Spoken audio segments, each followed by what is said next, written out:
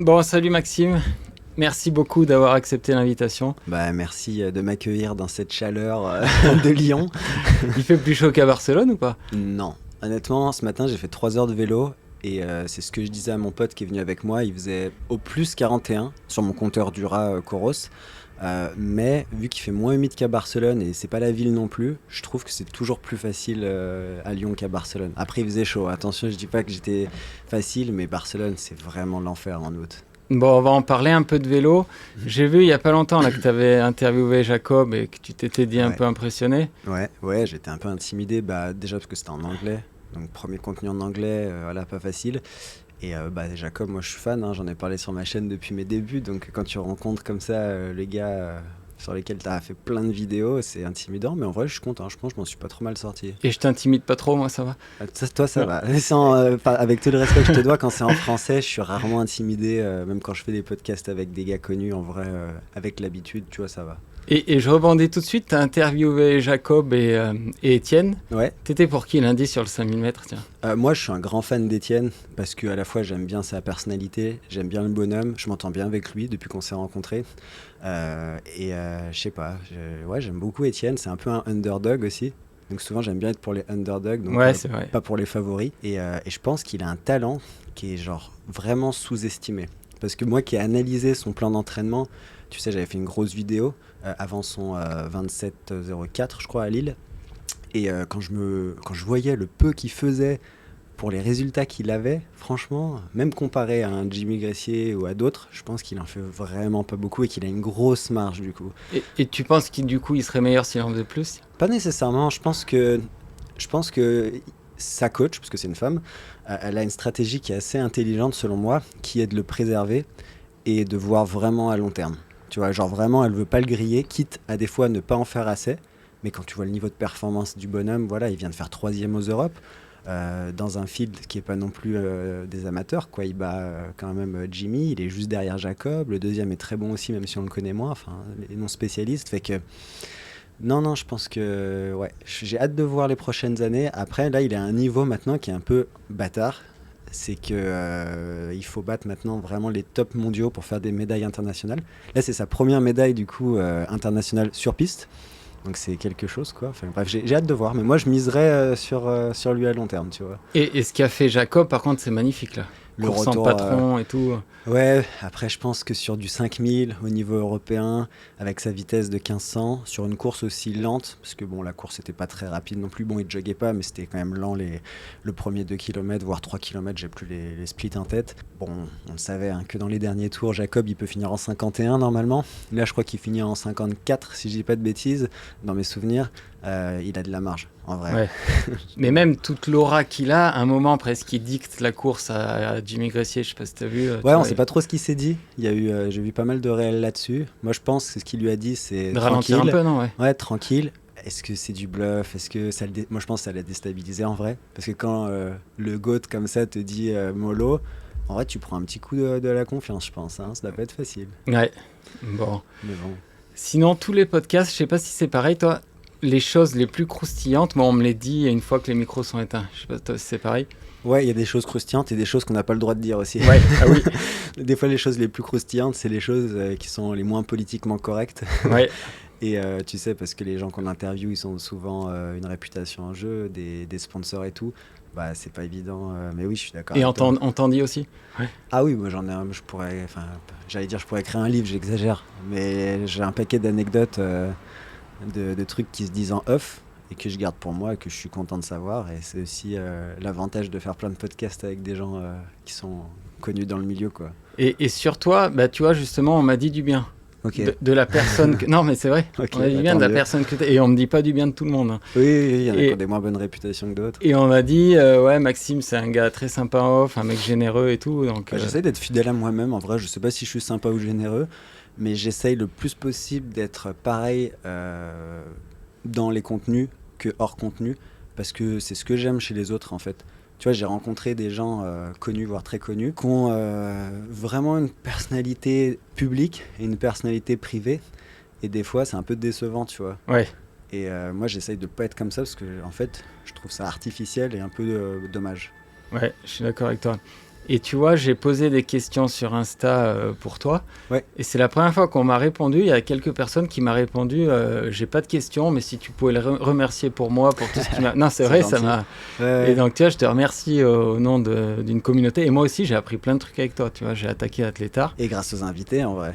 Parce Ouais. qu'au final, c'est surtout eux qui nous ont appris Et des non, choses. parce qu'au début, tu n'avais pas beaucoup d'invités, justement. Je me souviens de tes premières vidéos. Un des premiers podcasts, j'ai vu tout à l'heure sur YouTube, parce que des fois, YouTube, il me dit « Ah, bravo, félicitations, ça fait 3 ans. » C'était avec Mathieu Blanchard, Blaise Dubois. Donc ça, c'était les premiers podcasts déjà, et ça fait à peu près 3 ans. Donc tu vois, j'ai vu, ça passe vite le temps. Ouais, mais au début, tu faisais pas mal de vidéos pédagogiques. Au début, avant ça, ouais. je faisais même pas... Oui, pendant... Je dirais au moins 1 an, voire plus, je faisais pas de podcast, mais on savait qu'on allait en faire. C'est juste qu'on a pris du temps avant de lancer les premiers épisodes, parce qu'on voulait que ce soit vraiment clean, quoi. Et est-ce que tu as conscience d'avoir influencé les runners français bien plus que tous les influenceurs réunis? Honnêtement, ça, c'est dur à mesurer. Je sais qu'on est influencé par les vidéos YouTube, parce que les vidéos YouTube, ça influence. Moi, le premier, j'ai été influencé par d'autres vidéos YouTube, notamment plus anglophones, parce que moi, je vivais à Montréal. Mais oui, et en vrai, c'est parce que je sais que les gens prennent des fois très à cœur et très sérieusement les contenus que j'essaye d'être mesuré et nuancé, parce que des fois, je me rends compte de l'impact que ça peut avoir. Tu vois, par exemple, j'ai fait des vidéos où je dis le volume, c'est vraiment important, et c'est vrai. Mais des fois, je pense que j'ai manqué de nuances, et du coup, il y a des gens, ils prennent ça à premier degré, et puis ils doublent leur volume, malgré que des milliers de fois, je l'ai dit, il faut le faire progressivement, il faut faire attention et tout. Donc en tant que créateur de contenu, je me rends compte qu'on a vraiment une responsabilité très importante, parce que les gens, des fois, ils ont envie de croire ce qu'ils ont envie de croire, donc voilà. Ouais, et ça, la question, je l'avais notée, mais je rebondis tout de suite sur ce que tu dis. J'ai l'impression que tu es un peu... par contre, les défauts de tes qualités, c'est que tu as l'air assez jusqu'au boutiste dans un sens ou l'autre. De ouf. Moi, je suis hyper 0 ou 1 par contre. Et ça, j'essaye de pas trop le mettre en avant, parce que je pense pas que c'est une qualité nécessairement. Ça peut, mais ça l'est pas toujours. Et tu vois, je prends des exemples concrets. Par exemple, tu as eu des cas où la caféine, à un moment, tu étais pro-caféine, après contre. À un moment, je me rappelle, au tout début, ta stratégie nutritionnelle très Morten, je me disais, mais comment il se fait pour s'en enfiler autant après Après, je suis parti de Morten. T'es parti de Morten, etc. Est-ce que c'est une qualité ou un défaut, ça, justement Justement, je pense que ma curiosité et le fait de vouloir essayer plein de trucs différents, c'est une qualité, parce que ça me permet de découvrir des trucs, en vrai. Puis c'est ce que les gens aiment, je pense, dans ma personnalité, c'est l'exploration. Mais le problème, c'est que quand les gens prennent ça trop au premier degré et qu'ils suivent chacun de mes hauts et de mes bas, des fois, ils peuvent être un peu perdus ou peut-être déçus, tu vois. Donc c'est pour ça que je dis, peu importe qui c'est, prenez du recul. Quand je fais une vidéo entière sur pourquoi j'arrête la caféine, j'essaie vraiment que le message ce soit pas « il faut arrêter la caféine ». Je partage vraiment mon expérience avec mes arguments, tu vois. Ouais. Et c'est ça, et je pense que globalement, les gens, ils prennent du recul. Je pense pas que les gens, ils aient tous arrêté le café. Par contre, je pense qu'il y en a plein qui ont essayé pendant, par exemple, 1 semaine pour voir les effets que ça avait. Et j'ai eu plein de retours là-dessus. Et ça, je pense que c'est positif, parce qu'en fait, la vie, c'est des expériences, tu vois. Ouais, mais par exemple, tu vois, si on prend l'exemple de la vidéo Morten, en plus, c'est une des rares, je pense, que j'ai pas aimé de ta Honnêtement, chaîne. c'est la vidéo plus de bad buzz que j'ai fait sur ma chaîne, et je la regrette. Et si c'était à refaire, je l'aurais pas fait comme ça.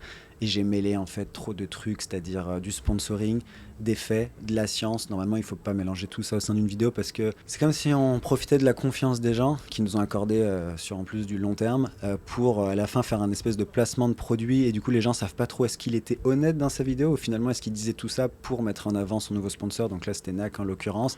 Donc si c'était à refaire, je le referais pas. Tout ce que j'ai dit dans la vidéo, je le pense honnêtement sur les produits NAC. Les produits Morten, je pense que j'ai eu à les descendre plus que de raison, et aussi de trop insuffler mon expérience là-dedans. C'est vrai que les produits Morten, j'avais du mal à les digérer, mais je connais aussi beaucoup de gens qui n'ont pas du tout de mal à les digérer, pour qui ça fonctionne très bien. Et il y a aussi le truc, c'est pas parce que j'ai du mal à les digérer que c'est pas bon, parce qu'au final, j'ai couru mon 2h12 avec du Morten, j'ai couru mon 2h15 avec du Morten, donc voilà. Donc j'aurais dû peut-être plus nuancer, surtout faire une vidéo 100% NAC, et une vidéo 100% Morten, mais pas les mélanger ensemble. Ouais, je suis d'accord. Cette vidéo était... Ouais, c'était un peu... et c'est pour ça, en fait, qu'elle a très bien marché aussi. Ah ouais. D'un point de vue sponsor, puis d'un point de vue même vue.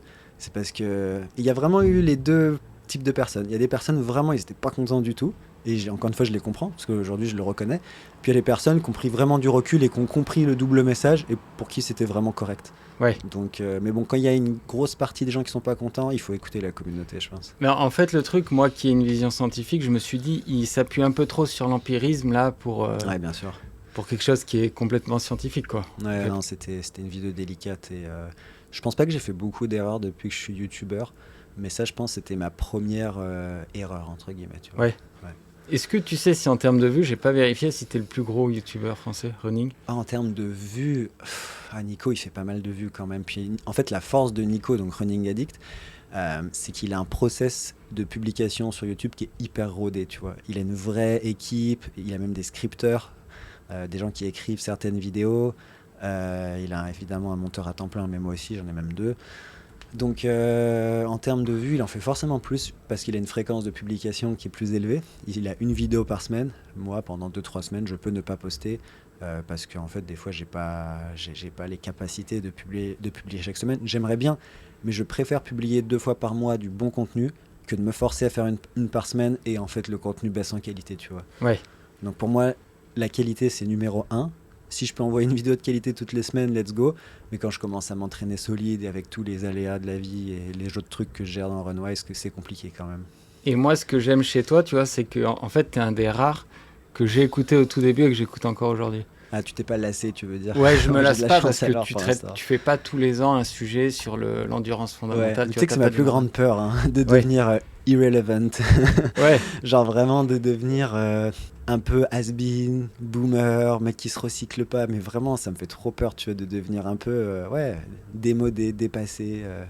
Donc j'essaye vraiment de chaque année proposer des nouvelles choses, de faire du meilleur boulot, mais c'est pas illimité. De toute façon, un jour, je suis voué à être. C'est un peu l'avantage des interviews quand même. C'est vrai, parce que c'est pas à propos de moi. En fait, c'est pas moi qui fais le contenu directement. Je le fais indirectement à travers les plans, comme toi en fait. Mais c'est la qualité de l'invité et à quel point on a réussi à extirper les bonnes informations de l'invité qui va faire le bon contenu. Ouais, donc, je suis d'accord. Mais encore une fois, les invités ne sont pas illimités, mais il y aura toujours des nouveaux athlètes qui vont être plus forts que d'autres, etc. Fait qu'on verra. Ok. Est-ce qu'il faut enfin t'appeler docteur ou pas, tiens? Eh ben, j'ai ma soutenance de thèse le 16 septembre. Donc ça, j'ai pas trop communiqué là-dessus, mais donc je vais soutenir dans un mois. Et donc au Québec? Non, je vais faire du coup en visio. Tu peux le faire en visio? Ouais, je peux le faire en visio. J'ai hésité forcément parce que quand on fait autant d'années de doctorat, on a envie de terminer en présentiel. Mais je crois que j'ai envie que ça passe le plus vite possible et en vrai, visio, c'est correct. Donc à partir de mi-septembre, je serai officiellement docteur. Pour dire aux gens, en fait, la soutenance de thèse, c'est plus symbolique.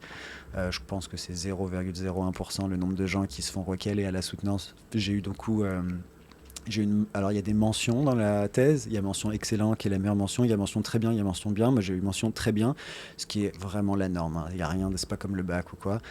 Et j'ai eu correction mineure après soutenance. Ça veut dire que là j'ai rien à faire avant la soutenance, donc c'est plutôt cool. Tu peux dire 2 mots sur ton sujet de thèse? Ouais, vraiment en 2 mots, parce qu'on s'est amusé à regarder. Donc nous on est dans un laboratoire qui étudie les souvenirs épisodiques, on appelle ça. En gros c'est tous tes souvenirs de vie. Ça peut être n'importe quoi, genre ton dernier marathon, la fois où tu t'es blessé, des souvenirs qui sont assez marquants quand même, tu vois, c'est pas juste quand tu as mangé une pomme par exemple. Ouais. Donc c'est des souvenirs qui activent des émotions spécifiques, donc négatifs, positifs ou un mix des deux. Par exemple, pardon je te coupe, mais par exemple tu as écouté telle musique le jour de l'enterrement d'un proche. Ouais, par exemple. Ça te rappelle le truc? Ça te rappelle l'enterrement. Voilà. À un souvenir est associé différentes choses, par exemple une odeur, un son, des images. Les images, c'est ce qu'il y a de plus, mais même les odeurs sont très très fortes, on le sait dans les souvenirs, donc toutes sortes de choses. Et nous, ce qu'on s'est amusé à regarder, c'est est-ce que les souvenirs négatifs chez les coureurs notamment, ils peuvent avoir un impact sur leur performance, tu vois. Ah oui. Parce qu'en fait, moi, mon idée, c'était de dire, par exemple, ta course la plus traumatique. On va prendre l'exemple de Jacob, parce que c'est très récent. Jacob, il finit 4e au JO de Paris 2024 sur la finale du 1500. Clairement, c'est un souvenir traumatique parce qu'il est favori, tout le monde l'attend sur la première marche du podium et tout. Et donc la question, c'est comment ce souvenir, il va se transformer, mais surtout, comment il va influencer ses actions, sa performance, ses pensées à un instant T quand il va courir, tu vois, comment ça va fonctionner. Alors ma thèse peut pas répondre à toutes ces questions parce que c'est juste une thèse, tu vois, mais nous on s'est amusé du coup en laboratoire à faire venir des coureurs d'un plutôt bon niveau, on parle de gens qui font sub 20 aux 5 km, et on a activé inconsciemment, donc je développerai pas la tâche, mais en gros inconsciemment on a activé des souvenirs négatifs qu'ils nous avaient rapportés avant l'expérience, tu vois. Et pendant qu'ils faisaient un test VMA, en gros sur le tapis, il y avait un gros bouton rouge où ils devaient appuyer sur le bouton quand ils en pouvaient plus, tu vois, ils devaient rester le plus longtemps possible. Et on leur activait le souvenir juste avant ce test-là pour voir si ça avait un impact sur leur performance, sur le lactate, sur la fréquence cardiaque et tout. Donc en gros, c'était ça l'idée. Et pardon, je rebondis dessus, mais j'en sais rien. J'imagine que ça peut être à double tranchant parce que quelqu'un en plein dans la dureté du marathon peut se dire, allez, il y a 5 ans, j'étais dans la misère, faut que je me... C'est ça l'idée en fait. En fait, on a des hypothèses de modération, on appelle ça. Ça veut dire qu'on a des hypothèses, en gros, ça dépend. Ça dépend de la personnalité de la personne et ça dépend surtout de comment le souvenir il a été intégré, on appelle ça. Comment tu as fait la paix avec ton passé ou pas, comment tu l'as digéré, est-ce que tu as mis sous le tapis ou est-ce qu'au contraire tu as eu un processus de réflexivité où tu t'es posé, tu t'es dit attends qu'est-ce qui s'est passé là, est-ce qu'on peut poser un peu ces émotions et comprendre comment elles sont emmêlées et tout, tu vois, il y a plusieurs mécanismes que les humains ils utilisent pour faire face à leur passé. Selon que c'est très traumatique aussi, on va utiliser différentes techniques. Et du coup, ce qui c'est pas évident dans une thèse, c'est qu'il faut analyser tout ça. C'est que la réponse est jamais simple. Ça sera jamais oui, les souvenirs négatifs de sport augmentent la performance de 5%. Ça ne marche pas comme ça la science, tu le sais, je le sais. C'est toujours des effets de modération. Mais ça influe. Mais ça influe. On a trouvé même des trucs sur le lactate, ce qui est assez dingue. En fait, ce qu'on a fait, c'est vraiment novateur. Personne ne s'est jamais intéressé aux souvenirs de sport. Ce qui est dingue, parce que les souvenirs, c'est vraiment ce qui caractérise les êtres humains. Genre, si vraiment tu dois faire qu'est-ce qui est la différence entre tous les espèces sur Terre et les êtres humains, un des plus gros trucs, c'est que nous, on a vraiment une façon de se souvenir de toute notre histoire de vie et du coup de créer une identité qui est unique, en tout cas avec la connaissance qu'on a sur les animaux aujourd'hui, tu vois.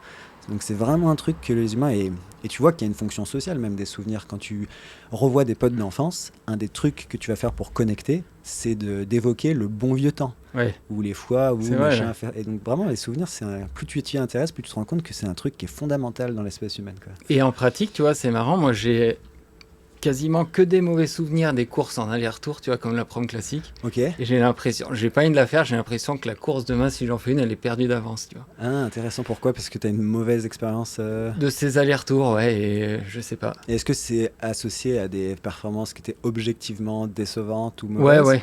Donc il y a un truc un peu objectif aussi. Il y a un truc objectif, ouais. Je suis pas fier, ou voir j'ai honte de cette performance. Ou j'ai pas honte, mais j'ai pas été bon, quoi. Ouais. Ok. Ce qui fait du sens. Du coup, tu as associé, tu vois, un parcours, un contexte, une ville peut-être, à une expérience qui est déplaisante.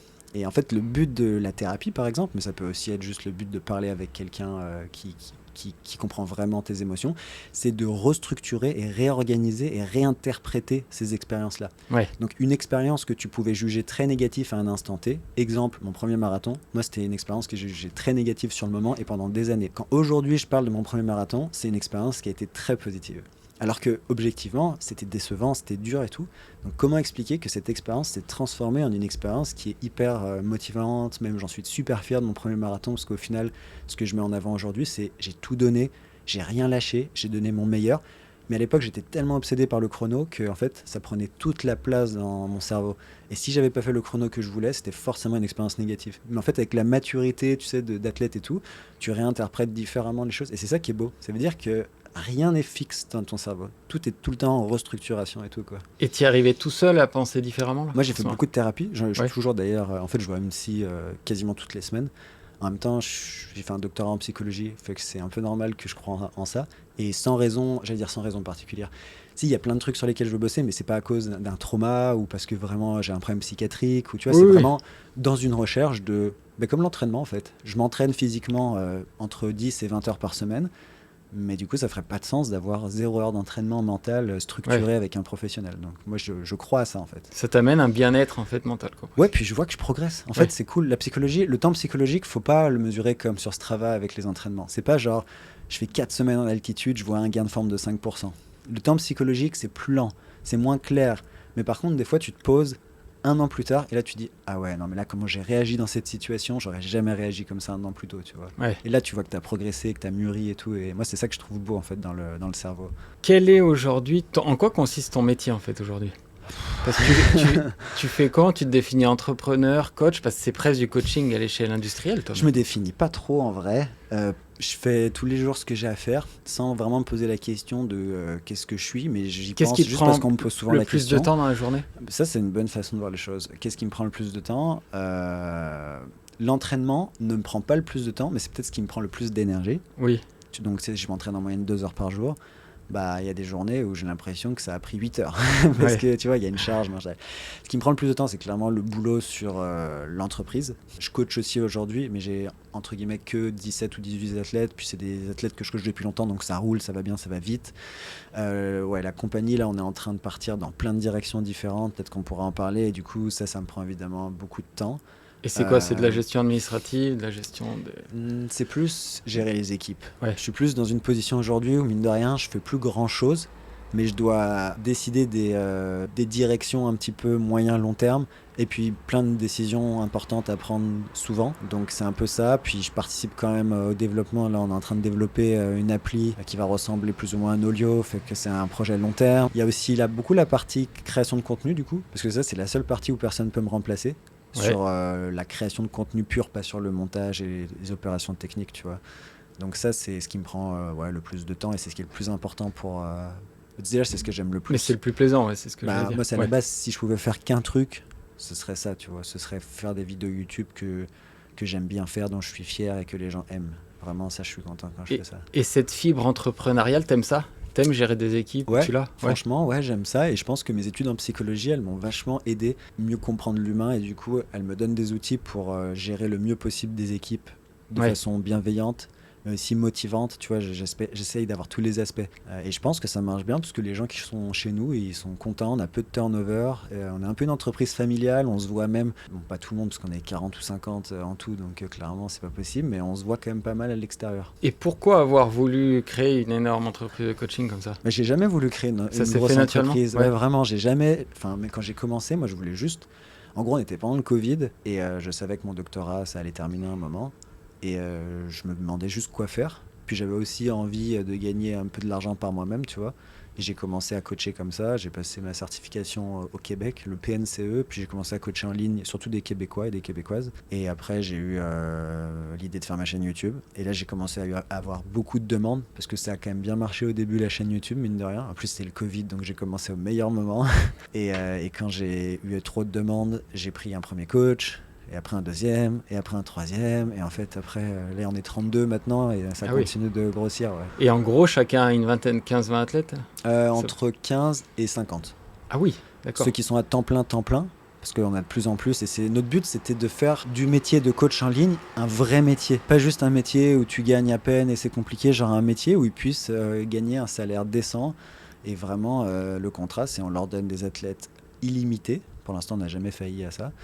Et eux, ils coachent pour nous, et ils font ça bien. Et franchement, tous les coachs qu'on a, ils sont super. Et que je comprenne, un mec qui a 50 athlètes, il fait ça, sa vie, c'est faire des plans.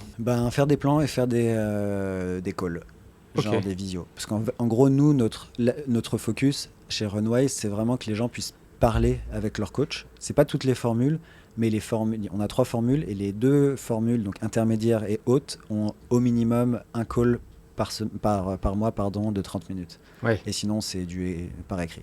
Ok. Donc, ils communiquent, ils font des plans. Mais je suis pas sûr que ce soit un 35 heures, même 50 athlètes. Ouais.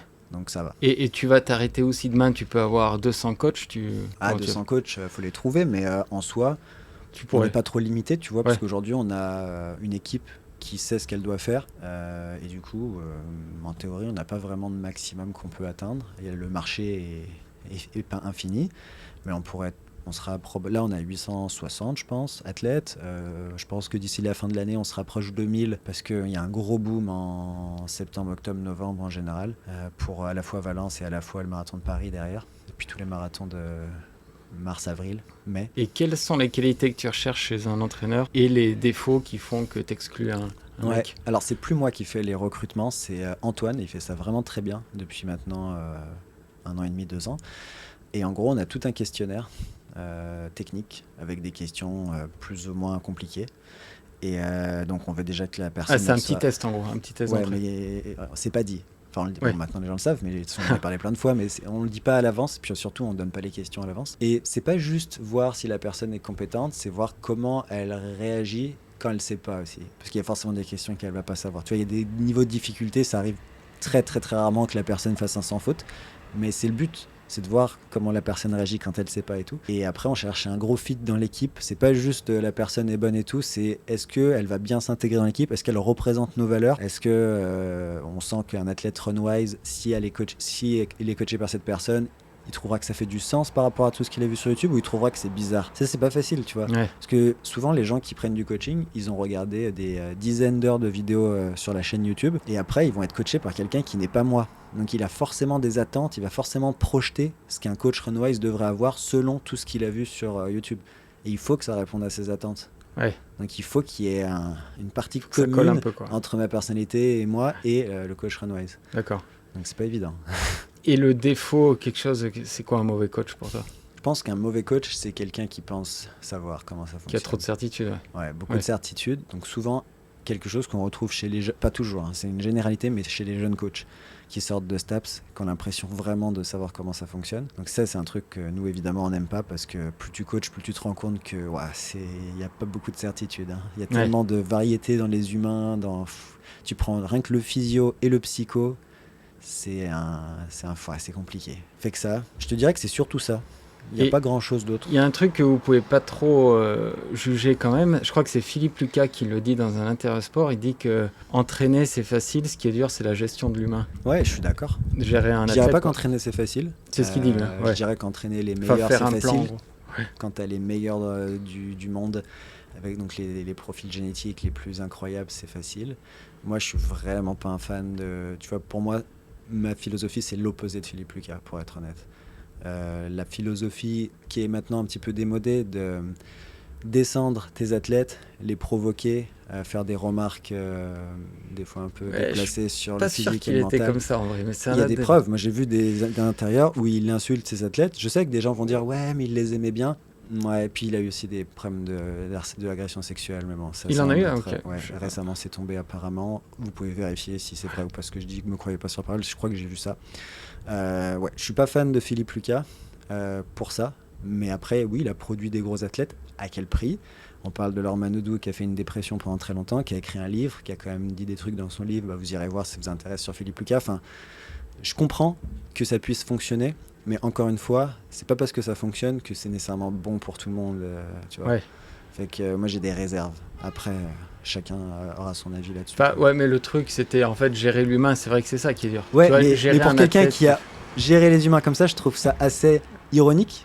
Ouais. Qui quelque part indirectement admettent que gérer l'humain c'est le plus dur. Encore une fois, on pourrait en parler longtemps, mais voilà, c'est délicat, je pense.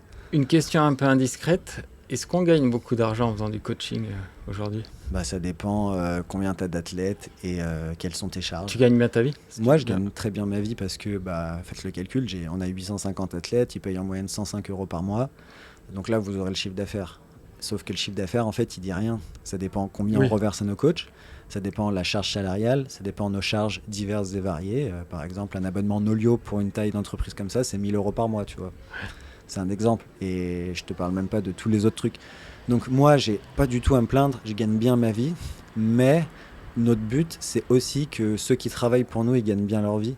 Moi, c'est vraiment important. Tu vois, si je gagne bien ma vie tout seul, j'ai pas l'impression d'avoir réussi. Alors que si l'entreprise, elle est au service, évidemment, de mes finances, mais aussi des gens qui bossent pour nous, là, je suis vraiment de gauche. Je fais partie des entrepreneurs qui sont vraiment pour la répartition. Je crois vraiment qu'on vit mieux quand on répartit un peu plus également les richesses pour tout le monde, d'ailleurs. Donc, je fais partie de ces entrepreneurs-là qui sont, je pense, pas nécessairement monnaie courante et assez rares. Et j'en suis assez fier, franchement. Ok, t'es le mélanchoniste des entraîneurs. J'irai pas jusqu'à mélanchoniste parce que là, on est vraiment même plus que dans la dimension économique, mais je suis plus vraiment au niveau terme de business, je serais plus le Mathieu Pigasse, si tu veux. Ouais. Mathieu Pigasse, c'est un des rares, j'allais dire milliardaires, il n'est pas officiellement milliardaire, mais qui est plutôt de gauche, plutôt pour être taxé plus et tout ça. Et moi, je me retrouve vraiment là-dedans, je me retrouve vraiment dans... Tu vois, c'est pas parce que Runwise a réussi que j'ai 100% l'impression que c'est parce que je suis incroyable et que je le mérite. Ouais. Moi, je pourrais te citer 20 trucs qui font que j'ai eu de la chance et des opportunités que plein de gens n'ont pas eu. J'ai pas créé Runwise parce que je suis plus intelligent que la moyenne. J'ai créé Runwise parce que, objectivement, j'ai eu plein de chance sur mon parcours. Genre, c'était le Covid. Mes parents m'ont toujours donné de l'argent pendant toutes mes études, ce qui fait que j'avais pas besoin d'avoir un job à côté. Jamais j'aurais créé Runway si mes parents n'avaient pas les moyens. J'ai pu partir au Canada. Jamais je créerais Runway si je pouvais pas partir au Canada. Tu vois ce que je veux dire? J'ai créé Runway parce que j'étais bon. Pourquoi j'étais bon? Parce que honnêtement, j'avais des qualités de base.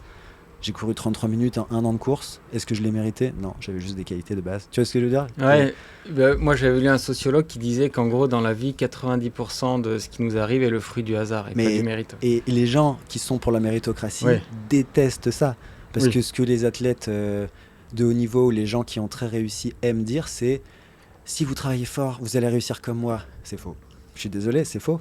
Il y a des gens, je peux te citer plein d'exemples de gens qui travaillent plus fort que moi, que les top athlètes en France et tout, et qui n'ont pas 1% de leurs résultats. Ouais. Donc il y a un moment, il faut juste avouer que même avoir un talent, c'est une chance, tu vois, en soi. Il y a des gens, ils ont un talent en sport, intellectuel. Tu vois, il y a des gens, ils font des tests de maths, tu ouvres la thèse, tu comprends rien. Tu pourras travailler toute ta vie, tu n'auras jamais un niveau pour avoir une médaille Fields en maths. Tu vois, il faut avoir un truc, je pense, à la naissance, tu vois. Il y a des trucs comme ça. Et c'est encore pire au niveau scolaire où ça dépend du niveau social. Et en plus, tu vois, il y a en gros, moi j'aime bien l'analogie de, on est sur un 100 mètres, il y a des gens, ils partent au départ, mais il y a des gens, ils partent aux 90 mètres, tu vois. Donc après, est-ce que c'est un mérite quand tu pars aux 90 mètres d'avoir gagné le 100 mètres? Je laisse les gens se faire leur propre avis là-dessus, mais... je crois pas trop. Et ça, on dit que c'est assez marqué en France, d'ailleurs, peut-être plus qu'ailleurs. Je pense que les Français, ils croient beaucoup en la méritocratie. Et désolé, on va sur la politique, si j'avais pas prévu ça, mais parce que je pense que aussi, les Français, ils sont très attachés à l'héritage. Et souvent, les deux vont grave ensemble. Ah, complètement. Ouais. Donc je pense que quand tu es très attaché à l'héritage, c'est que c'est un peu paradoxal avec la méritocratie, parce que méritocratie, c'est de dire qu'on devrait tous avoir la même chance, mais si tu pars avec 500 000 € à la base, c'est un peu plus facile quand même. Ouais, non, mais je suis d'accord. Qu'est-ce que je vais te demander? Oui, une question bête et curieuse. Ta société, elle est où? Elle est à Barcelone, au Québec, en France? Elle a toujours été en France. J'ai toujours créé en France parce qu'en fait, je me sens... Tu vois, ça fait partie de mes trucs politiques. C'est que j'ai l'impression que je dois à la France tout ce que j'ai eu. C'est la France qui m'a éduqué. J'ai eu la culture française, j'ai eu les écoles françaises. Donc pour moi, en fait, si possible, je dois redonner au système qui m'a permis de créer tout ça. Donc de préférence, j'ai été en France. D'un point de vue légal, c'était mieux aussi parce que 90% de nos clients sont en France. Tous nos coachs sont en France. Tous les gens qui bossent pour nous sont en France. Donc il y a un moment, c'est logique de payer ses impôts en France. Même quand j'habitais au Canada, c'était en France.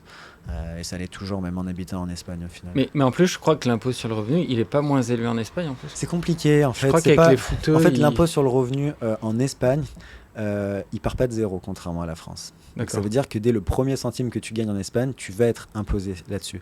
Donc vu que c'est par tranche comme en France, ça dépend de la tranche dans laquelle tu te situes et tout.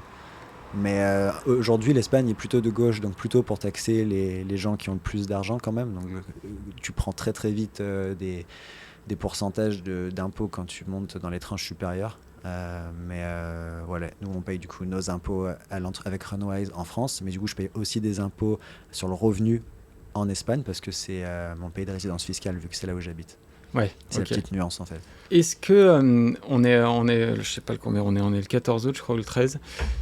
Est-ce que tu peux dire à quoi ça ressemble un mois d'août chez toi en tant qu'athlète? Tu coupes, tu bois quelques bières, tu te fais plaisir, tu fais quoi? Moi je bois jamais d'alcool. Tu bois pas d'alcool du tout? Non, j'en ai bu dans le passé, mais aujourd'hui en fait j'en ressens pas le besoin. Non, mais t'as pas envie d'une bière ou de café? Non, en fait ça fait tellement longtemps que j'en bois plus que ça a disparu de mon répertoire de possibilités, tu vois, genre vraiment. Ma conjointe en boit pas, elle aime pas que j'en boive non plus et je comprends parce qu'elle pense à moi et elle pense pas que ça va servir mes objectifs. Donc non, pas d'alcool. Là je prépare les courses de septembre, donc mois d'août ça va être une bonne charge de volume très aérobie, mais faire attention à l'intensité parce qu'il y a beaucoup de chaleur aussi. Là je vais partir 2 semaines à fond romeu, donc je vais pouvoir mettre beaucoup de qualité à pied, à vélo, parce que maintenant je fais du vélo. Donc un mois d'août, en vrai, c'est comme n'importe quel mois, sauf qu'il fait un peu plus chaud. Et moi, j'aime bien. En vrai, mon corps, il s'adapte bien à la chaleur, tu vois. Là, une journée comme aujourd'hui, on a roulé 3 heures ce matin, et en vrai, j'ai pas ressenti que c'était horrible, tellement j'ai l'habitude depuis mai de m'entraîner à Barcelone avec des taux d'humidité des fois qui sont désagréables et tout. Ouais, c'est l'avantage du vélo, c'est qu'avec le... Ouais, mais là aujourd'hui quand même, mon partenaire d'entraînement, il a vraiment souffert, à cause de la chaleur, ouais. Qu'est-ce que le coach que tu es pense aujourd'hui de la coupure annuelle? Est-ce que tu penses la même chose qu'il y a 10 ans? Ouais, je pense que c'est important de couper, notamment pour l'aspect mental et pour l'aspect précaution. En fait, on ne sait jamais exactement le niveau de fatigue. Je pense que c'est bien de faire un reset. Les meilleurs athlètes de la planète en font. Je pense que les plus grands records, ils ont souvent été faits après des périodes de reset.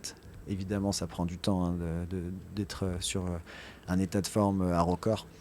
Mais ouais, j'ai pas changé d'avis là-dessus. Peut-être la nuance que je mettrais aujourd'hui, c'est que vu que j'ai découvert le vélo, je pense que faire un reset avec un peu de vélo, ça peut être bien pour juste perdre un tout petit peu moins de forme, même si quand même l'objectif c'est d'en perdre. Alors qu'avant, quand j'avais pas ça, je me disais ouais, la course à pied, c'est jamais facile, donc vaut mieux la couper. Mais sinon, j'ai pas trop changé d'avis. Mais tu vois, j'ai jamais dit il faut prendre 1 semaine, 2 semaines, 3 semaines. J'ai toujours dit ça dépend. D'ailleurs, tu verrais, même les pros, c'est jamais pareil. Des fois, ils prennent 1 semaine, 2 semaines, 3 semaines. Apparemment, à son prime, Kipchoge, il prenait 1 mois. On ne sait pas si c'est exactement 1 mois sans rien faire du tout, ce qui m'étonnerait. Mais c'était 1 mois, rien de structuré, pas de gros volume et tout. Donc, tu vois, ça peut être beaucoup quand même. Et ouais, mais tu vois, Jérémy Cabadé, par exemple, me disait que il faisait la distinction entre les jeunes et les masters. Okay. Il disait que chez les anciens, il fallait couper le moins possible quand même, parce que c'était dur de revenir. Je sais que Jérémy pense comme ça. Moi, je suis pas d'accord avec lui là-dessus. Tu n'es pas d'accord avec ça ? Non, je pense que souvent les coachs ils sous-estiment l'aspect mental. Pour moi, en fait, c'est beaucoup. Qu'est-ce que ça veut dire de toi si t'es pas capable de couper ? Genre, si t'es pas capable de couper 2 semaines sans faire de sport, pour moi, on peut presque être dans quelque chose de la passion obsessive ou d'avoir vraiment du mal à déconnecter de son sport. Pour moi, couper, c'est se prouver que on peut faire sans pendant 1-2 semaines, ce qui est vraiment rien à l'échelle d'une année là, tu vois. Ouais. Et surtout de voir autre chose, parce que qu'on le veuille ou non, quand tu commences à faire de l'entraînement tous les jours, voire 2 fois par jour comme font beaucoup de pros, ta vie tourne autour de ton sport.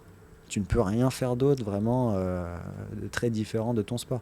Donc je pense que le cerveau, des fois, il a besoin de changer pour un peu re-remplir son réservoir de détermination, de motivation et tout, tu vois. Ouais. Moi, j'y crois beaucoup à ça. Et je pense que ça fait partie des raisons pourquoi des fois des athlètes qui vont être blessés pendant des mois, des années, ils vont revenir encore plus forts parce qu'en fait ils ont été obligés. Mais voilà, des fois mieux vaut le faire par choix que de façon subie. Mais ils vont être obligés de couper pendant un moment, quoi. Ouais. Est-ce qu'il y a une chose chez toi que les gens ne savent pas ? Sûrement des tonnes. J'adore jouer aux jeux vidéo. Ouais. Mais bon, je pense que les gens le savent, j'en ai parlé quelques fois. Du coup, c'est pas ouf. Et ça te plombe pas tes journées à faire le soir, heures, souvent je joue. C'est un truc qui, j'allais dire, me détend, ça dépend. Mais globalement, ça me détend. J'ai toujours aimé les jeux vidéo depuis que je suis petit. Je pense que c'est mon côté un peu TDAH qui trouve dans les jeux vidéo quelque chose de vraiment le flow, quoi. J'ai du mal à trouver du flow dans beaucoup d'activités de ma vie, tu vois, d'être vraiment dans cet état où tu es absorbé par l'activité, tu vois plus le temps passer et tout. Mais alors quand je joue aux jeux vidéo, il faut que je me régule parce que ça peut partir en freestyle. Et quel est le trait de caractère qui t'a le plus aidé dans la vie ? Franchement, je sais pas. Je pense que c'est plus à d'autres gens de répondre à cette question. Tu penses pas que c'est ce côté on-off un peu qui fait que t'es allé à fond ? Ouais, mais c'est aussi ce qui m'a mené dans le mur des fois. Donc en fait, moi je crois vraiment au truc de... Il n'y a rien qui est totalement positif ou négatif. C'est vraiment... faut que ça vienne avec tout le package de plus et de moins, quoi. Donc ce qui m'a le plus aidé, c'est probablement aussi le truc qui m'a le plus desservi. Donc j'aurais du mal à répondre à cette question, honnêtement. Mais je pense que je suis quelqu'un de persévérant. Je pense que je lâche. Si je me suis mis une idée en tête, tu vois, pour le marathon de courir sous les 2:10, je pense que je peux lâcher à un moment, comme n'importe quel humain, mais je pense que vraiment, ça prendra beaucoup pour que je lâche cette quête, quoi. Ouais, c'est une qualité, ça. Ouais, t'es accrocheur. Mais c'est aussi ce qui fait des fois un coup psychologique important de ne jamais lâcher. Tu vois, on le sait en psychologie, il y a des études là-dessus, que le désengagement mental, c'est aussi une qualité. Des fois, il faut savoir se désengager. Et c'est pour ça, des fois, je me dis, il faut faire attention. Tu sais, il y a une valeur dans notre sport qui est, faut jamais lâcher, tu vois. Du coup, si tu lâches, t'es un loser, en fait, quelque part, exactement. Et ça, c'est un peu problématique, parce que je pense que c'est OK dans la vie, des fois, de changer de quête, tu vois. Il y a plein d'athlètes qui changent de quête, qui tournent une page. Je pense à Julien, par exemple, de Ronix. Il avait tourné la page du haut niveau et je pense qu'il était beaucoup plus heureux après. Ouais. Il aurait pu s'entêter et un coup, ça, il a fait un burn-out derrière et tout. Enfin, il aurait pu être misérable s'il n'avait pas eu fallait être courageux, en fait, pour le faire. Toi, est-ce que tu es plus heureux maintenant que tu es un peu connu et que tu gagnes bien ta vie ? Non, je crois pas, honnêtement. Non. J'ai des opportunités que j'avais pas avant. J'ai des opportunités d'être fier, mais ça vient aussi beaucoup avec son lot de négatifs, comme on disait. Par exemple, je trouve que quand tu commences à être un peu plus connu, c'est plus difficile de se faire des amis, en fait. Parce que tu sais jamais exactement pourquoi les gens ont envie d'être potes avec toi, ou tu sais, tout devient un peu différent et un peu plus artificiel aussi. Des fois, c'est juste toi qui te montes la tête tout seul, hein. Tu te dis juste, en fait, est-ce que si j'étais pas youtubeur ou quoi, la personne s'intéresserait à moi ? Tu sais pas. Et encore, moi, je suis pas du tout connu. par rapport à tellement de youtubeurs. Enfin, j'imagine même pas, tu vois, les gros youtubeurs en France comme Squeezie, Noxtag et tout. Enfin, ça doit être un enfer en vrai à gérer. Mais il y a un côté, des fois, tu peux te sentir plus isolé quand t'es connu ou un peu connu. Ouais. Et ouais, c'est pas forcément un truc auquel les gens pensent. Je sais plus quel footballeur j'ai entendu il y a pas longtemps dire qu'il était un footballeur qui avait percé très jeune, qu'il était admiratif en fait de ses potes pas connus. Ouais. Qui puissent aller au resto, tu vois, sans être emmerdés. Et les footballeurs, pareil, ils sont reconnus partout. Ils ne peuvent plus rien faire sans être observés. Ça veut dire que tu développes une espèce de self-conscious, c'est-à-dire une conscience de toi de l'extérieur où tu te vois agir et tu as des standards sur ce que tu peux faire et ne pas faire parce qu'en fait, tu es scruté, tu es analysé, tu vois, tout le temps. Et c'est pas mon cas, hein. Je pense vraiment aux méga stars, tu vois. Si t'es Mbappé, par exemple, tu peux aller nulle part en fait sans que les gens ils t'arrêtent. Ouais. Et les gens trouvent ça cool, mais les gens qui trouvent ça cool, c'est les gens qui l'ont jamais vécu, tu vois. C'est cool une journée, c'est cool une semaine, mais genre tout le temps, ça doit être terrible, tu vois. Ils envient souvent la liberté des personnes lambda. Je pense, c'est sûr. Ouais. Et c'est pour ça que les stars, tu les vois souvent, notamment aux États-Unis. Tu l'as vu avec Justin Bieber ou des mecs comme ça. Ils sont tout le temps casquette, capuche et tout, incognito. Et même incognito, t'as les paparazzi qui les suivent partout. Et il faut faire attention à tout ce qui est beau, tout ce qui brille. Il y a aussi un revers qu'on montre moins. De quoi t'es le plus fier, toi, de ce qui est devenu Runwise, de tes 2h12 sur marathon, ou de l'homme que t'es aujourd'hui? Je suis fier de mon 2h12 parce qu'il m'a vraiment demandé énormément de travail et c'était dur l'entraînement, c'était dur la course. Enfin, je suis fier de mon 2h12. Je suis fier du chemin que je fais en tant que personne où justement j'essaye de devenir une meilleure personne sur le plan psychologique. Ça, c'est un truc qui est vraiment important pour moi. C'est pour ça que pour le moment, je lâche pas de la thérapie, tu vois, même si c'est un coût et tout. Je trouve que c'est le meilleur investissement que je puisse faire avec mon argent. Est-ce que je suis fier de ce que j'ai fait avec Runwise? Comme je t'ai dit, moins, parce que je trouve que ça m'a demandé... J'ai rien... Enfin, comment dire? Je dirais pas que ça n'a pas été dur, mais pour moi, ça a été beaucoup plus dur de courir 2h12, ou même les changements psychologiques, que de créer Runwise, où en fait, ça s'est un peu fait tout seul, et surtout, j'ai tellement trouvé des gens incroyables qui bossent avec moi. Je te parlais Antoine, Pauline, tous les coachs. Pour moi, c'est eux qui font Runwise. Donc en fait, aujourd'hui, si je suis plus là, Runwise, il tourne, tu vois, sans moi, quelque part. Bon, il y a peut-être moins de contenu et tout, mais en soi, je suis pas indispensable. Alors que la course à pied, forcément, oui. Et mûrir psychologiquement, je trouve que c'est beau parce que, je sais pas si ça te fait ça, mais c'est frustrant quand tu vois des gens, 10 ans plus tard, c'est exactement les mêmes. Donc c'est normal d'avoir la même personnalité, mais genre, même réaction, ils pensent pareil, même souvent ça se dégrade, on va pas se mentir avec les années, on pense des fois à la famille ou les machins et les trucs. Ça, c'est vraiment ma hantise. J'espère que je vais être de mieux en mieux en tant que personne avec les années et pas de pire en pire, quoi. Ouais, je suis d'accord, ouais. Et il faut se battre, hein, parce que franchement, le cerveau, il y a un principe en psychologie, c'est l'inertie. Hein. Il y a vraiment une inertie. Le cerveau, globalement, il veut rester le même. C'est pour ça que les personnalités sont aussi stables. Les gens, globalement, ils ont la même personnalité toute leur vie. Et le but, encore une fois, c'est pas de changer la personnalité, c'est de changer ces choses un peu plus de surface, comme comment tu réagis à une critique, comment tu écoutes les gens. Enfin, tu vois, toutes ces qualités-là il faut travailler fort pour développer, quoi. Et tu as un livre, justement, moi j'adore ça, même si je viens pas de ce milieu-là, mais la psychologie sociale, j'adore lire des livres. On apprend plein de trucs. Tu as un livre à conseiller? Moi, un des livres que je trouve le plus utile, qui peut vraiment changer une vie, c'est le livre sur la communication non violente. Okay. Il y a une édition en française de Rosenberg. Lui, il est incroyable parce qu'il apprend. Enfin, c'est vraiment un modèle théorique, mais qui est très applicable dans la vie pour communiquer entre humains. C'est vraiment ça. En fait, c'est un peu, tu vois, la base des êtres humains, la communication. Mais ça, la communication, on l'apprend pas trop à l'école. Enfin, quand je dis pas trop, c'est même pas du tout. Tu l'apprends à la dure, mais tu l'apprends pas théoriquement sur comment on peut mieux communiquer ensemble, pour mieux vivre ensemble, pour plus s'écouter et tout ça.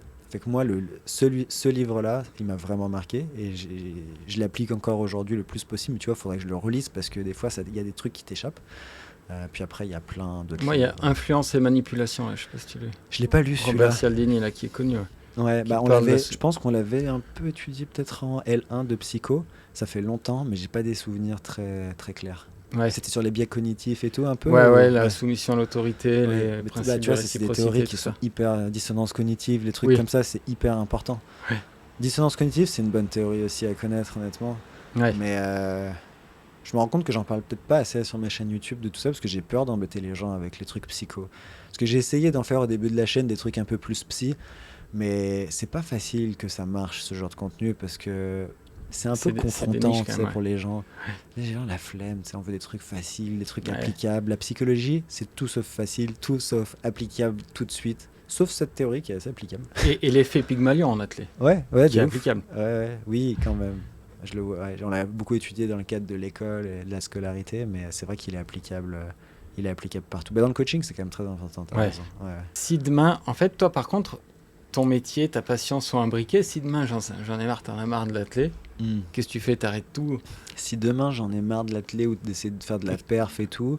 Et que tu veux plus entendre parler d'entraînement et tout, tu allais faire un autre métier demain, tu ferais quoi? En fait, vu que j'ai déjà plusieurs métiers en parallèle, en soi, ça ferait juste déplacer le niveau d'énergie et de temps que je mets dans chaque sphère. Donc, je mettrais juste plus dans le coaching, plus dans les gros projets vidéo et tout. Donc, en vrai, je m'éclaterais aussi, tu vois. Là, mes projets vidéo sont limités par... ma carrière de entre guillemets haut niveau, mais si demain j'essaye plus de faire du haut niveau, ça veut dire que je peux faire des contenus, je sais pas, j'essaye le trail avec machin, je pars à Annecy, on fait une vidéo gros tournage, je peux partir en Norvège tourner un truc avec Kylian Jornet peut-être, enfin tu vois, on peut faire tout quoi. Là aujourd'hui je peux pas faire ça avec l'entraînement. Donc je serais très content, en fait je serais pas frustré parce que je me dis si j'ai plus envie, c'est qu'il y a d'autres opportunités qui s'ouvrent. Donc en fait, je serais jamais frustré d'arrêter un truc, parce que si j'arrête un truc, c'est parce que j'ai envie de l'arrêter. Justement, tu parles de trail. Ça, t'en parles rarement, je pense, sur tes chaînes. Quel est ton regard un peu actuel sur le running, l'explosion du trail et tout, au niveau presque sociologique? Qu'est-ce que t'en penses, toi? Je pense que globalement, c'est bien quand on regarde par la lunette un peu santé, puis politique de santé at large, là. Plus les gens sont sportifs, mieux c'est, même pour la santé psychologique en vrai. Après, oui, c'est sûr qu'il y a un truc un peu d'influence avec les réseaux sociaux où on veut faire toujours plus long. Les gens, je le vois, les gens maintenant ils veulent faire des marathons alors qu'ils n'ont jamais fait de 5 ou de 10. Et ça, c'est une dérive. Mais est-ce qu'elle est grave cette dérive? En vrai, je pense qu'il y a des combats plus importants. Je pense que c'est pas optimal, mais si tu trouves un bon coach, il va te l'expliquer. Et en vrai, moi, j'essaie vraiment de valoriser les courtes distances avec mes athlètes. Et une fois que tu valorises ça, les gens, comme par hasard, ils veulent faire des cours, tu vois. C'est qu'une question de valoriser. Parce que si, effectivement, je pense que le truc qui fait que les gens veulent faire du long, c'est parce que les gens qui ne sont pas dans notre communauté, vraiment, qui connaissent pas la course, qui sont pas là-dedans, eux, ils sont impressionnés par la durée, la longueur. Quelqu'un qui connaît rien, il dit « T'as couru 42 km », il va même pas demander l'allure. Donc il va trouver ça plus impressionnant de courir 3h30 au marathon que de courir un 5 km en 16 minutes. Tu vois? Et donc comme les gens réagissent comme ça, les gens sont influencés et se disent « Putain, il a trouvé ça plus cool que je cours 42 km, du coup je vais faire ça. » Tu vois, je pense qu'on est vachement attiré par ce que les gens valorisent et complimentent, tu vois. Je pense que c'est un peu à cause de ça, mais bon, c'est une théorie. Hein, mais t'as jamais voulu aller voir? Là, ça va être la foire à l'UTMB pendant une semaine. J'étais invité du coup par NAC pour aller faire toutes les choses qu'il y a à faire à l'UTMB. Moi, je serais à fond romeu, donc je peux pas. J'aurais aimé y aller pour observer et me faire mon propre avis aussi, parce qu'au final, on entend plein de trucs, mais moi, j'y suis jamais allé, tu vois, à l'UTMB. Mais j'avoue, c'est un événement populaire, il y a plein de gens, il y a les marques qui essayent tous de tirer leur épingle du jeu. En fait, c'est le jeu comme... En vrai, c'est la même chose qui se passe sur les marathons, sauf que là, ça se passe dans les Alpes, quoi. Mais si tu vas au marathon de Paris, franchement, c'est énorme. Ouais, tu penses que c'est différent? Ouais, Chamonix, t'as vu, il y a le maire qui est intervenu. C'est parce que c'est le fait que ce soit la nature qui nous choque, en fait, peut-être. Ouais, et non, et c'est quand même une semaine pour les locaux, c'est pas facile. Il y a cet aspect pour les locaux, ça je suis d'accord. Mais après, comment dire, le marathon de Paris, il va barrer beaucoup de rues pendant 6-7 heures. Donc en soi, les Parisiens qui courent pas, ils sont impactés aussi. Là, ça fait plus de bruit parce qu'on parle de gens qui sont relativement privilégiés, qui habitent, à mon avis, dans ces endroits-là. C'est quand même, c'est pas n'importe qui peut avoir une maison. Donc ça choque plus, c'est plus symbolique. Mais est-ce que c'est vraiment différent? C'est sûr que c'est un peu plus long, c'est sur plusieurs jours, donc il y a cet aspect. Mais à la fin, est-ce que c'est vraiment différent? Je pense qu'on reste sur un problème de gens privilégiés, c'est mon avis. Ah ouais, tu penses? Ok. Objectivement, oui. C'est des gens qui ont en général des situations bien correctes, qui habitent dans ces endroits-là. Mais en fait, je me mets à la place de ces gens aussi et je comprends, c'est carrément relou. Tu vois, je te donne un exemple. Il y avait l'éclipse hier et... pardon. Tous les gens sont venus à Pelé-Mieux pour voir l'éclipse du Mont Tout, qui est un des monts les plus hauts des environs. Et moi, je faisais mon jog et il y avait des dizaines de voitures qui montaient. Mais je te jure, j'avais jamais vu ça. J'ai vu ça sur des cols. C'était complètement lunaire, tu vois. Et moi, en tant que local, j'étais en mode, mais vas-y, mais cassez-vous, là, vous m'empêchez de faire mon jog, vous polluez, machin. Puis après, j'ai pris du recul, je suis ouais, mais mec, en fait, c'est pas à toi ici, c'est pas parce que tu habites là que tu dois être... eux, ils viennent parce qu'ils veulent passer un bon moment et tout. Et en fait, si tu te mets dans la peau de n'importe quelle personne, tu vas comprendre chaque personne.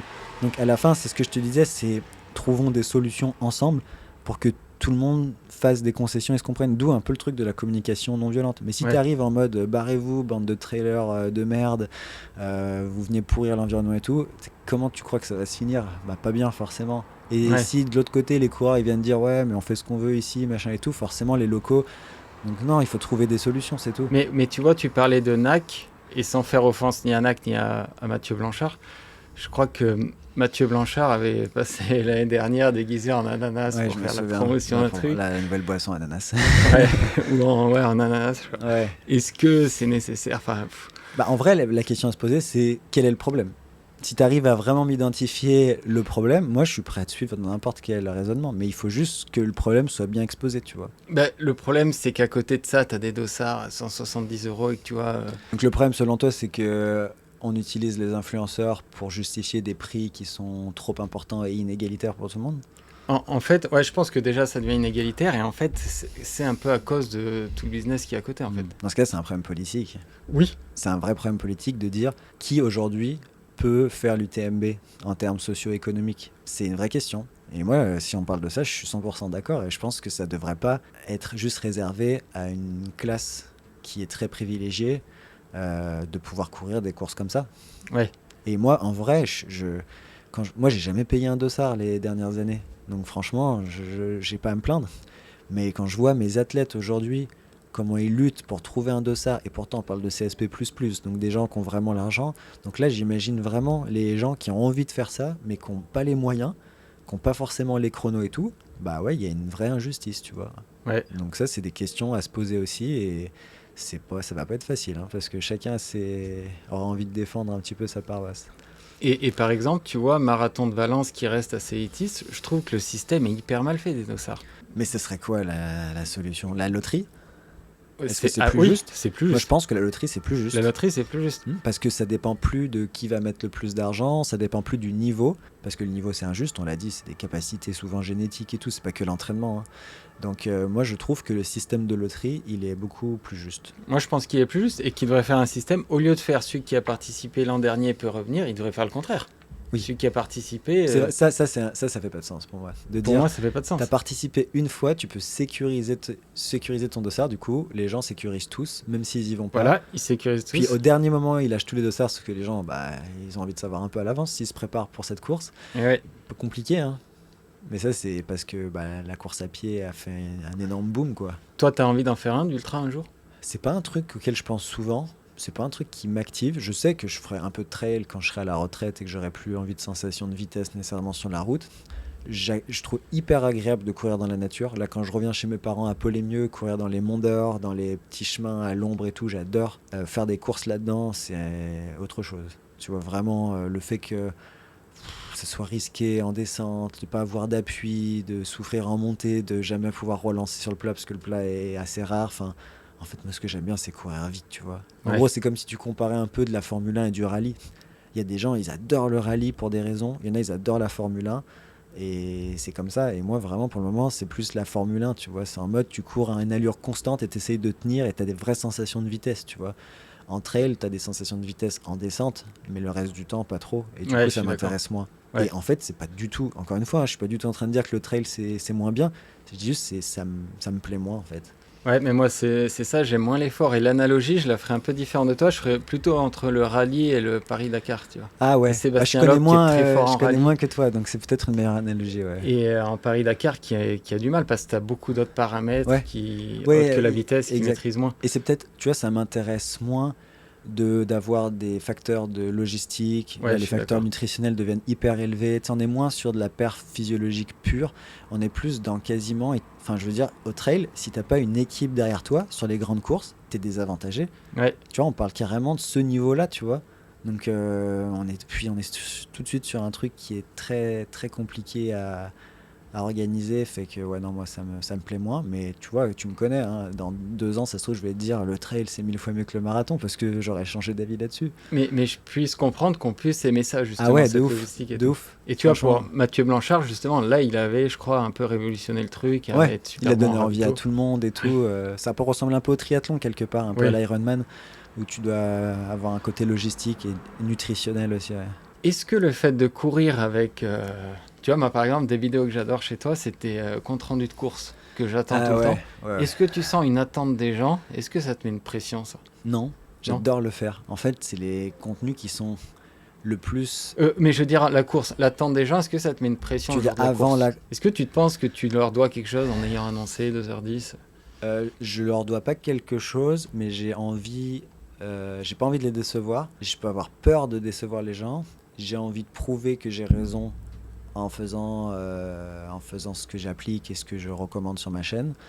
Je pense que inconsciemment il y a beaucoup de choses qui jouent et auxquelles j'ai pas accès. Je pense que ça me met beaucoup plus de pression que ce que je vois de manière Ouais. consciente, ça j'en suis sûr. Très dur à évaluer parce que là on est vraiment dans la boîte noire, donc dans l'inconscient quoi. Donc pas sûr de tout savoir là-dessus. Là, tes 2 derniers échecs sur marathon, enfin, t'en as réussi un entre-temps, mais tu te souviens, ta première pensée, c'est quoi?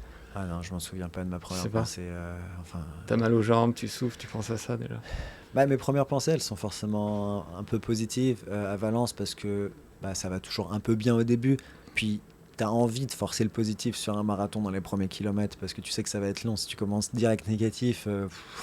Non, mais je veux dire, au moment où t'arrêtes, où tu te dis, ah là, Ouais, au c'est moment où mort. j'arrête, comme je le dis dans ma vidéo, c'est dur parce que c'est la première fois que j'abandonne à Valence dans un marathon qui m'a toujours réussi. Et là, ouais, c'est dur parce que je pense, mais direct, je pense par rapport aux autres. Ouais. Et surtout à Pauline, et surtout c'est Pauline qui vient à chaque course, qui sait pas ce qui se passe.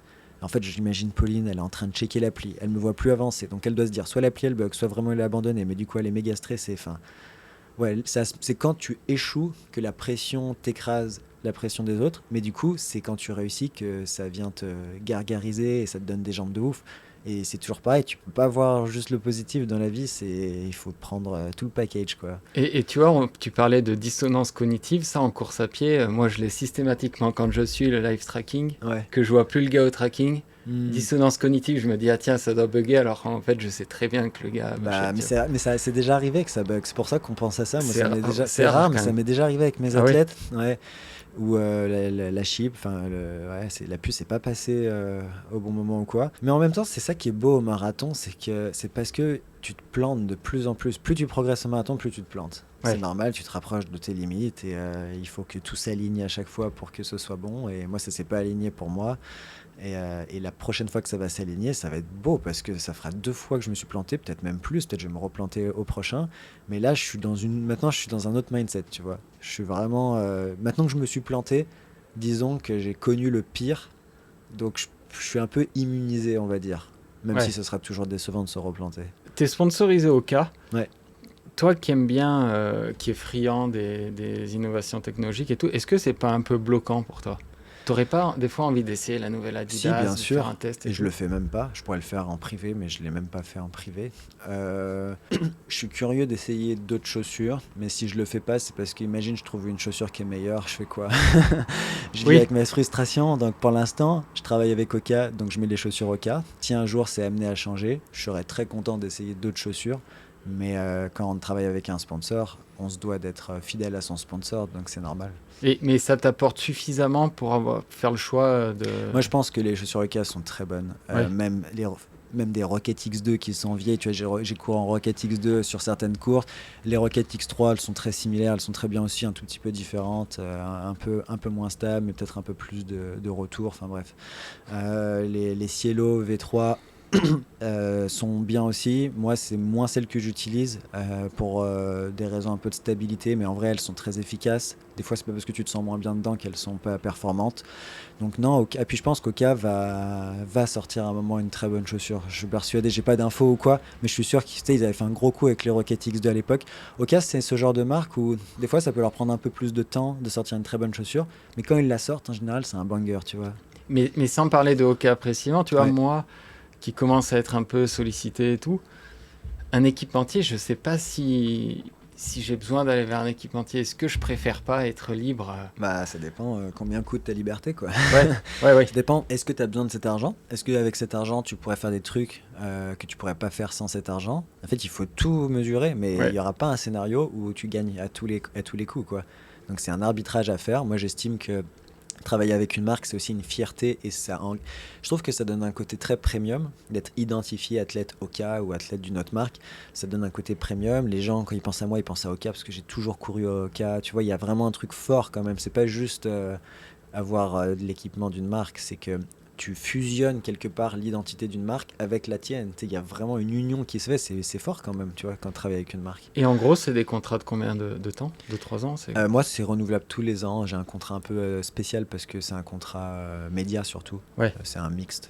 Je suis pas contrat athlète, c'est mieux d'ailleurs. Ouais. Parce que du coup, c'est vraiment tous les ans, on décide est-ce qu'on continue ou pas. Donc c'est bien. Du coup, je me sens assez libre et tout. Et pour l'instant, ça marche bien en vrai. Et t'es tenu d'aller sur les courses un peu au cas? En vrai, j'ai pas beaucoup de contraintes. J'ai pas beaucoup de contraintes. Cette année, je dois faire le 10 km à Paris en novembre. Oui, je crois que c'est en novembre, le 10 km de Paris. Il y en a tous les mois à Paris. Ouais. Donc... je crois que c'est celui de novembre. Et c'est tout. Dans quel état d'esprit t'étais après tes 2 marathons? Après les deux derniers échecs. Le premier, ça a été dur parce que c'était mon premier échec à Valence, comme je disais tout à l'heure. Donc j'étais dans un état d'esprit où je remettais un peu ma vie en question. Puis j'étais déçu, j'étais triste, comme n'importe qui foire. Mais bon, en fait, ça passe vite. Et même la journée à Valence, elle était cool parce que j'ai vu plein de gens en fait que j'étais content, que j'avais pas eu depuis longtemps ou quoi. Fait qu'on a passé des bons moments, même après mon échec. Et c'est là où je te dis, je pense que j'ai mûri là-dessus, c'est qu'en fait, comment dire, c'est important pour moi tout ça parce que je m'entraîne dur. Mais quand je prends un peu plus de recul, je me dis, c'est que de la course à pied. J'ai pas de problème de santé, j'ai de l'argent pour faire ce que je veux. J'ai des gens autour de moi, je suis bien entouré. Enfin, si on prend du recul, c'est pas grave. C'est juste une mauvaise course. Tu vois, je relativise vraiment mes échecs aujourd'hui. Et après le deuxième après le deuxième, j'avais encore plus l'habitude. Et pour le coup, le deuxième, j'étais moins déçu parce que objectivement, je pouvais rien faire tout seul. Ouais. Tu sais, je sais pas si tu sais, mais à Rotterdam, je suis parti pour mes allures. Donc Hambourg. Pardon, Rotterdam, c'était Hambourg. Merci de me reprendre. Hambourg, je suis parti sur des allures de 3-4, 3-5. J'étais bien. Sauf que je suis tout seul dès le premier 100 mètres, là, vraiment tout seul. Et tu le sais aussi bien que moi, pour faire un record à mon niveau, tout seul, c'est impossible. Pour moi, c'est impossible. Genre, en plus, le parcours était certes plutôt rapide, mais on est quand même sur un truc à 160 mètres de D+, donc c'est pas Valence. Donc comment tu veux que je batte mon 2,12 de Valence, ou Valence, je cours dans un pack tout le long pratiquement. J'ai l'aspiration, j'ai aussi la motivation de suivre 2 autres mecs. Enfin, en vrai... Je te jure, dès le premier 5 km, je me dis, mais ça va être long. Mais je me suis battu. J'ai fait ce que je pouvais, mais ouais, c'était impossible. Mais je t'avoue que quand vous aviez annoncé ça, Manon Coste et toi, j'ai été étonné quand même. T'étais sceptique, ouais, moi aussi. Au final, on n'avait pas trop le choix. Il n'y avait que ça. Ah oui, en fait, il y avait Londres. Mais Londres, je pouvais le faire. J'ai un agent maintenant qui peut m'emmener dans les courses. À Londres, tu peux le faire. Mais il m'a dit, ça serait un peu un joker, tu vois. Fait que ça mettait une pression. Et en vrai, je regrette pas. En vrai, ça aurait été incroyable de le faire vu ce qui s'est passé à Londres. En fait, on le savait pas exactement aussi, les engagés, avant d'être là-bas sur place. Parce que eux nous avaient dit, il y aura peut-être des pacers. Et en soi, si tu as un pacer sur les allures, tu vois, donc moi 2,10 et Manon 2,30, bah ça peut se faire. Et Manon, pour le coup, elle avait une fille avec elle tout le long. Manon, si elle avait pas cette fille-là, je pense que ça se passait pas bien. Et Manon, elle a fait une course incroyable. Pour moi, c'est pas un record, mais sa course... Elle est sur des allures de 2,26 jusqu'au 35e. 2,26, c'était le standard olympique pour les Jeux de Paris, donc incroyable. Et tu peux pas te servir d'Oka, ça justement, t'aimerais pas monter une course pour toi? Je sais pas, qui est Baptiste Fourmont, Duncan et 2-3 mecs qui te lièvrent. Tu as jamais pensé? En fait, c'est compliqué parce qu'il faut que la course elle soit officielle, faut que le chrono il compte et tout. Et en soi, j'estime que je mérite pas que les gens se sacrifient pour moi alors qu'il y a des opportunités à Valence. Je vais peut-être faire Tokyo l'année prochaine du coup. Donc non, il y en a, en fait, c'est terrible. Aujourd'hui, si tu veux bien courir en Europe, il faut aller à Valence ou à Séville. Ouais. Je vois pas trop d'autres courses. Berlin, il va faire de plus en plus chaud. Je pense que ça va devenir très risqué, Berlin, même si je devais le faire à la base, mais la préparation pendant les chaleurs, c'est vraiment pas facile, avant de partir à fond Romeu. Donc moi, je vois que ça, en fait. Après, regarde Rudolf Lévy, donc Emmanuel, il nous a montré que tu pouvais courir vite, même à Paris, tu vois. Ouais. Et pourtant, je veux dire, à Paris, c'est pas, tout le monde le sait, c'est pas un marathon facile. Il y a beaucoup de D+. Il arrive à faire 2h05, incroyable. Après, il aura fait combien à Valence? C'est ça la question, quoi.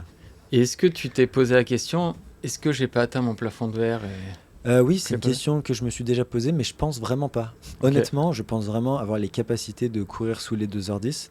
Au moment où je fais 2h12, franchement, si tu regardes ma prépa, c'est pas violent ce que je fais. Hein. Même quand je fais 1 heure aux 20 km de Paris, je fais rien de fou. Oui, je fais toujours du volume, mais en termes d'intensité, il n'y avait rien de dingue, quoi, vraiment.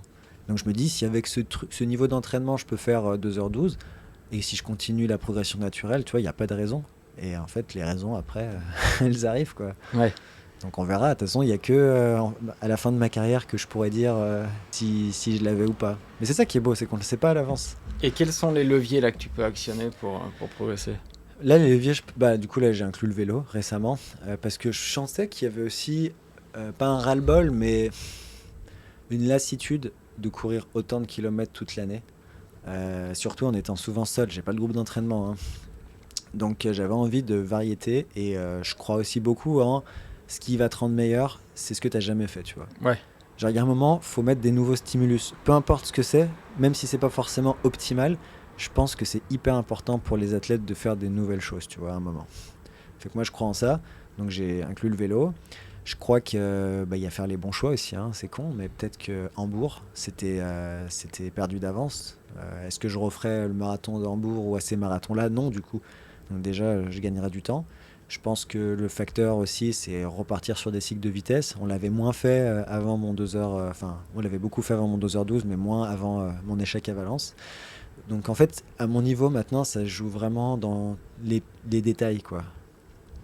Mais c'est toujours plus facile avec le recul que quand t'es dedans. Et on peut s'arrêter 2 secondes sur le vélo. Moi, je suis quand même sceptique pour un mec de ton niveau. Ouais. En fait, je trouve que ça modifie quand même beaucoup la mécanique et tout. Bah, c'est sûr que si tu fais que ça, c'est pas bon. Ouais. Donc c'est plus combien de vélos, combien de kilomètres ça va remplacer, combien de kilomètres de course ça va remplacer, et après voir les effets. Moi, honnêtement, j'essaie d'être dans une approche très scientifique où j'ai pas de certitude ni dans un sens ni dans l'autre, mais j'ai eu tellement de gens très compétents et d'exemples d'athlètes de haut niveau pour qui ça a fonctionné que je ne peux pas ignorer ça. Je pourrais citer 10 personnes de très haut niveau et des experts, des scientifiques qui croient dur comme fer que le vélo, pour les coureurs, c'est un game changer, tu vois. Attends, ouais, mais si tu prends les meilleurs coureurs, il n'y en a pas beaucoup. Etienne, en fait, Daginos, mais... plus que tu crois. Je sais que le groupe de Taouji, ils en font tous un peu dans une moindre mesure, mais souvent du vélo en intérieur. Donc Valentin Gondouin, il en fait. Jimmy, il en fait un petit peu, plus en intérieur, mais moins en vélo-route. Sarah Madeleine en fait beaucoup. Agathe Guimau en fait beaucoup. Donc Etienne en fait beaucoup.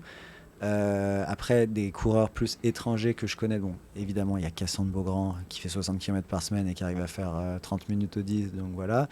T'as Alex I. L'anglais qui fait 2h06 au marathon, qui fait pareil un mix vélo-course. T'as Richard Ringer, 2h04 à Boston, qui fait 120-130 km de course et beaucoup de vélo. Je l'ai croisé au Kenya pas mal de fois. Je peux te faire vraiment, et vraiment, il y en a beaucoup plus que tu penses. Oui, mais Bastien Augusto. Oui, mais Alexis, peut-être que s'il ferait plus de courses à pied, moins de vélo, il ferait 2h04. Tu vois, ouais. On peut pas le savoir. C'est ça, on peut pas le savoir. Mais n'empêche qu'avec un mix comme ça, il arrive à avoir le deuxième meilleur temps. Juste derrière Mo Farah au final, mais voilà, quasiment le même anglais. Donc je peux pas. Si le vélo embêtait tant que ça, déjà je pense qu'il pourrait pas le faire. Donc après la question c'est à quel point ça peut aider ou pas. Et moi je pense que comme on a discuté au début, je pense que ça dépend en fait. Je pense que ça dépend des gens. Si à un moment tu veux rajouter du volume mais que tu t'es déjà capé en course, je pense que le vélo en vrai ça peut vraiment aider. Quand je vois, j'ai aussi fait un podcast avec Jimmy Whelan il y a pas longtemps, qui est un ancien cycliste pro. C'est mon premier podcast en anglais qu'on n'a pas encore sorti du coup. Et lui pareil, tu sais, d'abord il faisait de la course, après il s'est blessé, il a fait une carrière de cycliste pro et là il s'est remis à la course il y a pas très longtemps. Il a commencé à travailler avec Salomon d'ailleurs, et il a fait 1h, 1h30 au semi, 28 bas au 10, sub 14 au 5. je peux pas croire que le vélo a pas aidé. C'est impossible en fait, tu vois. Sinon, ça lui aurait pris forcément plus de temps pour arriver à ces chronos-là. Ouais, mais c'est là, tu vois, qu'il faut que la science parle, parce que moi, j'ai des cas contraires. Moi, dans mon groupe d'entraînement, il y a plein d'anciens cyclistes pro, enfin 2, et qui font quasiment plus de vélo, qui te disent, non, maintenant que je fais de la course à pied, mais le vélo m'apporte plus rien. En fait, je pense vraiment que dans tous les cas, il y a un indispensable. Si t'as pas une bonne biomécanique, tu peux faire autant de vélo que tu veux, tu seras pas un bon coureur pour autant. Tu prends n'importe quel coureur du Tour de France, ils ont des VO2 incroyables, des seuils, enfin physiologiquement ils sont incroyables. La plupart n'ont pas la bioméca. Ouais. Fait qu'ils seront forts pour leur qualité physiologique et psychologique, mais ils seront jamais élites. Sauf les chanceux qui ont vraiment une biomécanique de course. Il y en a forcément dans le tas, c'est juste qu'on les connaît pas, tu vois. Et tu parlais de Sarah Madeleine, il y a un autre problème en vélo aussi, c'est le risque de chute. On l'a vu avec elle se fait percuter par une voiture, elle a loupé les Europes du coup. Voilà, t'es en pleine prépa. Il y a un vrai risque de chute en vélo et c'est clair. Et ça après, en vrai, malheureusement, tu peux pas faire grand chose. Si, tu peux faire que du home trainer, mais le plaisir du vélo, c'est aussi de rouler en extérieur. Donc faut faire attention, faut pas essayer de battre tes RP sur chaque descente. Mais oui, il y a un risque. Mais moi, mon ressenti, alors c'est beaucoup trop tôt pour le dire, mais là, je fais que, entre guillemets, 120-130 bornes par semaine, donc c'est quand même vachement moins que ce que je faisais avant. J'ai rajouté 5 heures de vélo, et j'ai l'impression que ma forme, elle est au moins au même niveau, voire meilleure que ce que j'étais avant. Mais voilà, il y a plein d'effets placebo, il y a plein de choses. Donc moi, ce que j'attends de voir, c'est les chronos. Concrètement, combien je vais faire sur mes premières courses, avec quelles sensations. Et là, ça va un peu déjà me donner des pistes. Mais avant ça, je peux rien dire, en fait. Et tu essaies de faire des séances, de te mettre un peu SV1, tu regardes le cardio Je fais pas des séances structurées. Par contre, je pousse grave dans les côtes. Ouais. Genre j'adore les côtes en vélo. Là, ce matin par exemple, chaque côte, en plus tu le vois avec mon Dura, il dit la côte commence, là j'envoie et tout, j'adore. Et là je monte vite au premier seuil. Donc au final je fais beaucoup de SV1 mais non structuré en vélo, ce qui est hyper fun parce que ça répond à la fois à une nécessité physiologique de faire un peu du seuil et ça répond aussi au fait que ça soit moins structuré et plus plaisant, tu vois. Ouais. Donc moi j'adore faire ça. Après je suis pas du tout un expert du vélo, donc je pense qu'il y a beaucoup de trucs que je vais apprendre avec le temps. On arrive presque au bout. J'ai regardé sur ta chaîne YouTube l'épisode qui a le mieux marché, tu sais lequel c'est ? Un podcast ? Oui. Ah bah c'est celui de Mathieu, 956 000. Ah ouais, presque 1 million de vues, j'ai vu. Ouais. Bon, il ne dépassera jamais le million malheureusement. Ah bon ? Non, maintenant les vues elles sont beaucoup plus rares et mine de rien il manque, je pense à peu près 40 000 vues, donc à moins que pour une raison obscure, mais en fait tout le monde l'a vu.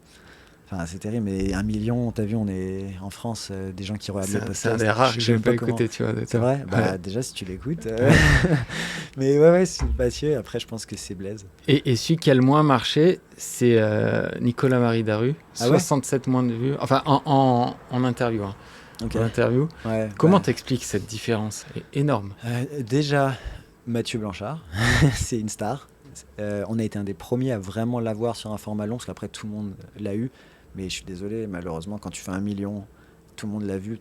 Les gens n'ont pas forcément envie de se retaper en 2-3 heures. Donc voilà.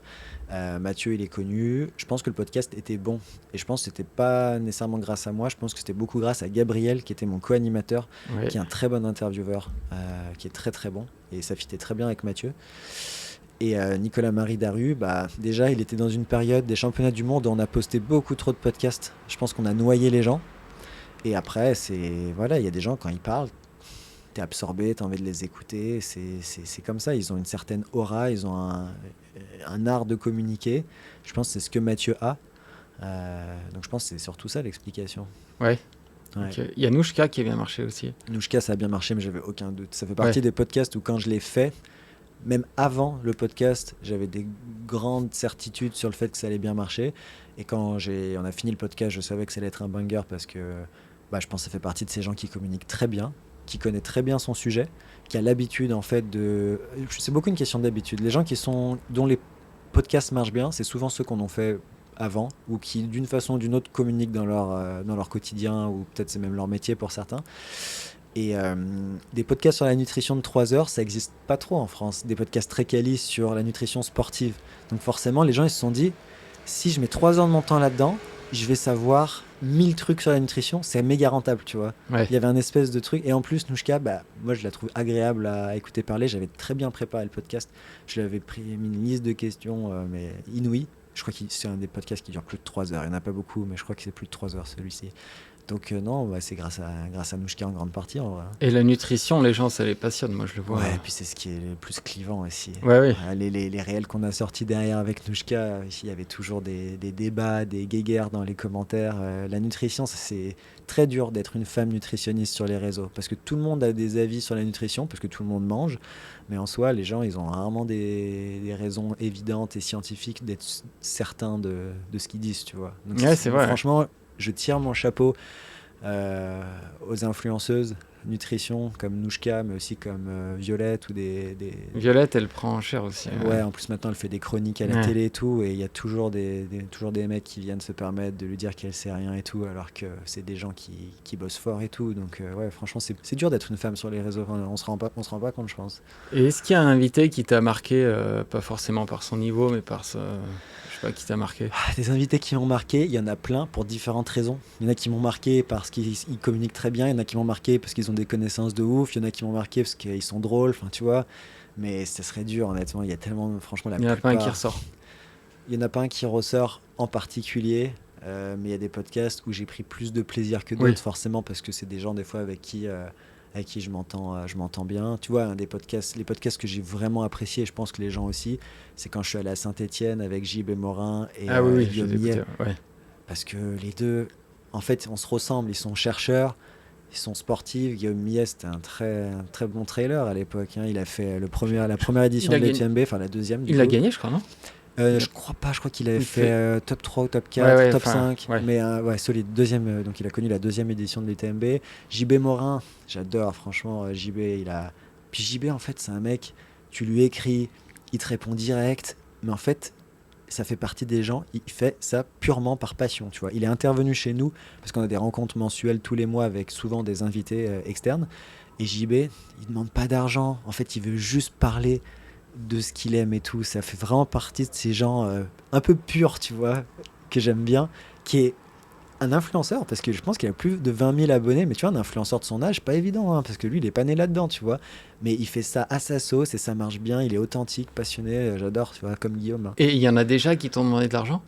Souvent, on rémunère, en fait. Tu rémunères, c'est même moi qui propose, en fait, c'est normal, parce que les gens doivent préparer une présentation, après c'est 1 heure, enfin, tu vois, c'est moi qui dis, on peut donner quelques centaines d'euros pour ce genre de truc, parce que je trouve ça normal, mais tu vois, genre des mecs comme JB, même Anaël, c'est devenu un ami à moi, et en vrai il a encore fait il y a 2 jours une présentation à tous nos athlètes sur l'entraînement croisé avec des exemples très parlants, Cassandre Beaugrand et compagnie, des athlètes que lui aussi coach.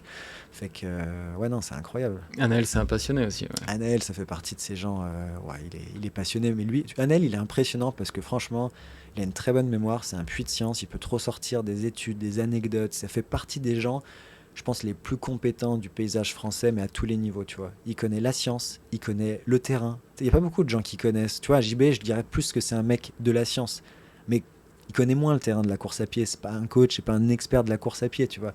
Anaël, c'est vraiment un expert de tout, quoi. Il est très, très impressionnant. Et il connaît bien les coulisses, parce qu'on ne sait pas trop, mais il a été dans les petits papiers, il a travaillé avec Vincent Louis à ses débuts. Il connaît avec très plein bien de gens. Vincent, il connaît très bien Cassandre, il a un réseau de ouf, en vrai. Anaël, surtout dans le milieu scientifique, INSEP à l'époque, maintenant un peu moins parce qu'il ne travaille plus là. Enfin, non, c'est Anaël, on a fait 2 potes, c'est le seul qui a été invité 2 fois sur le podcast, quand même.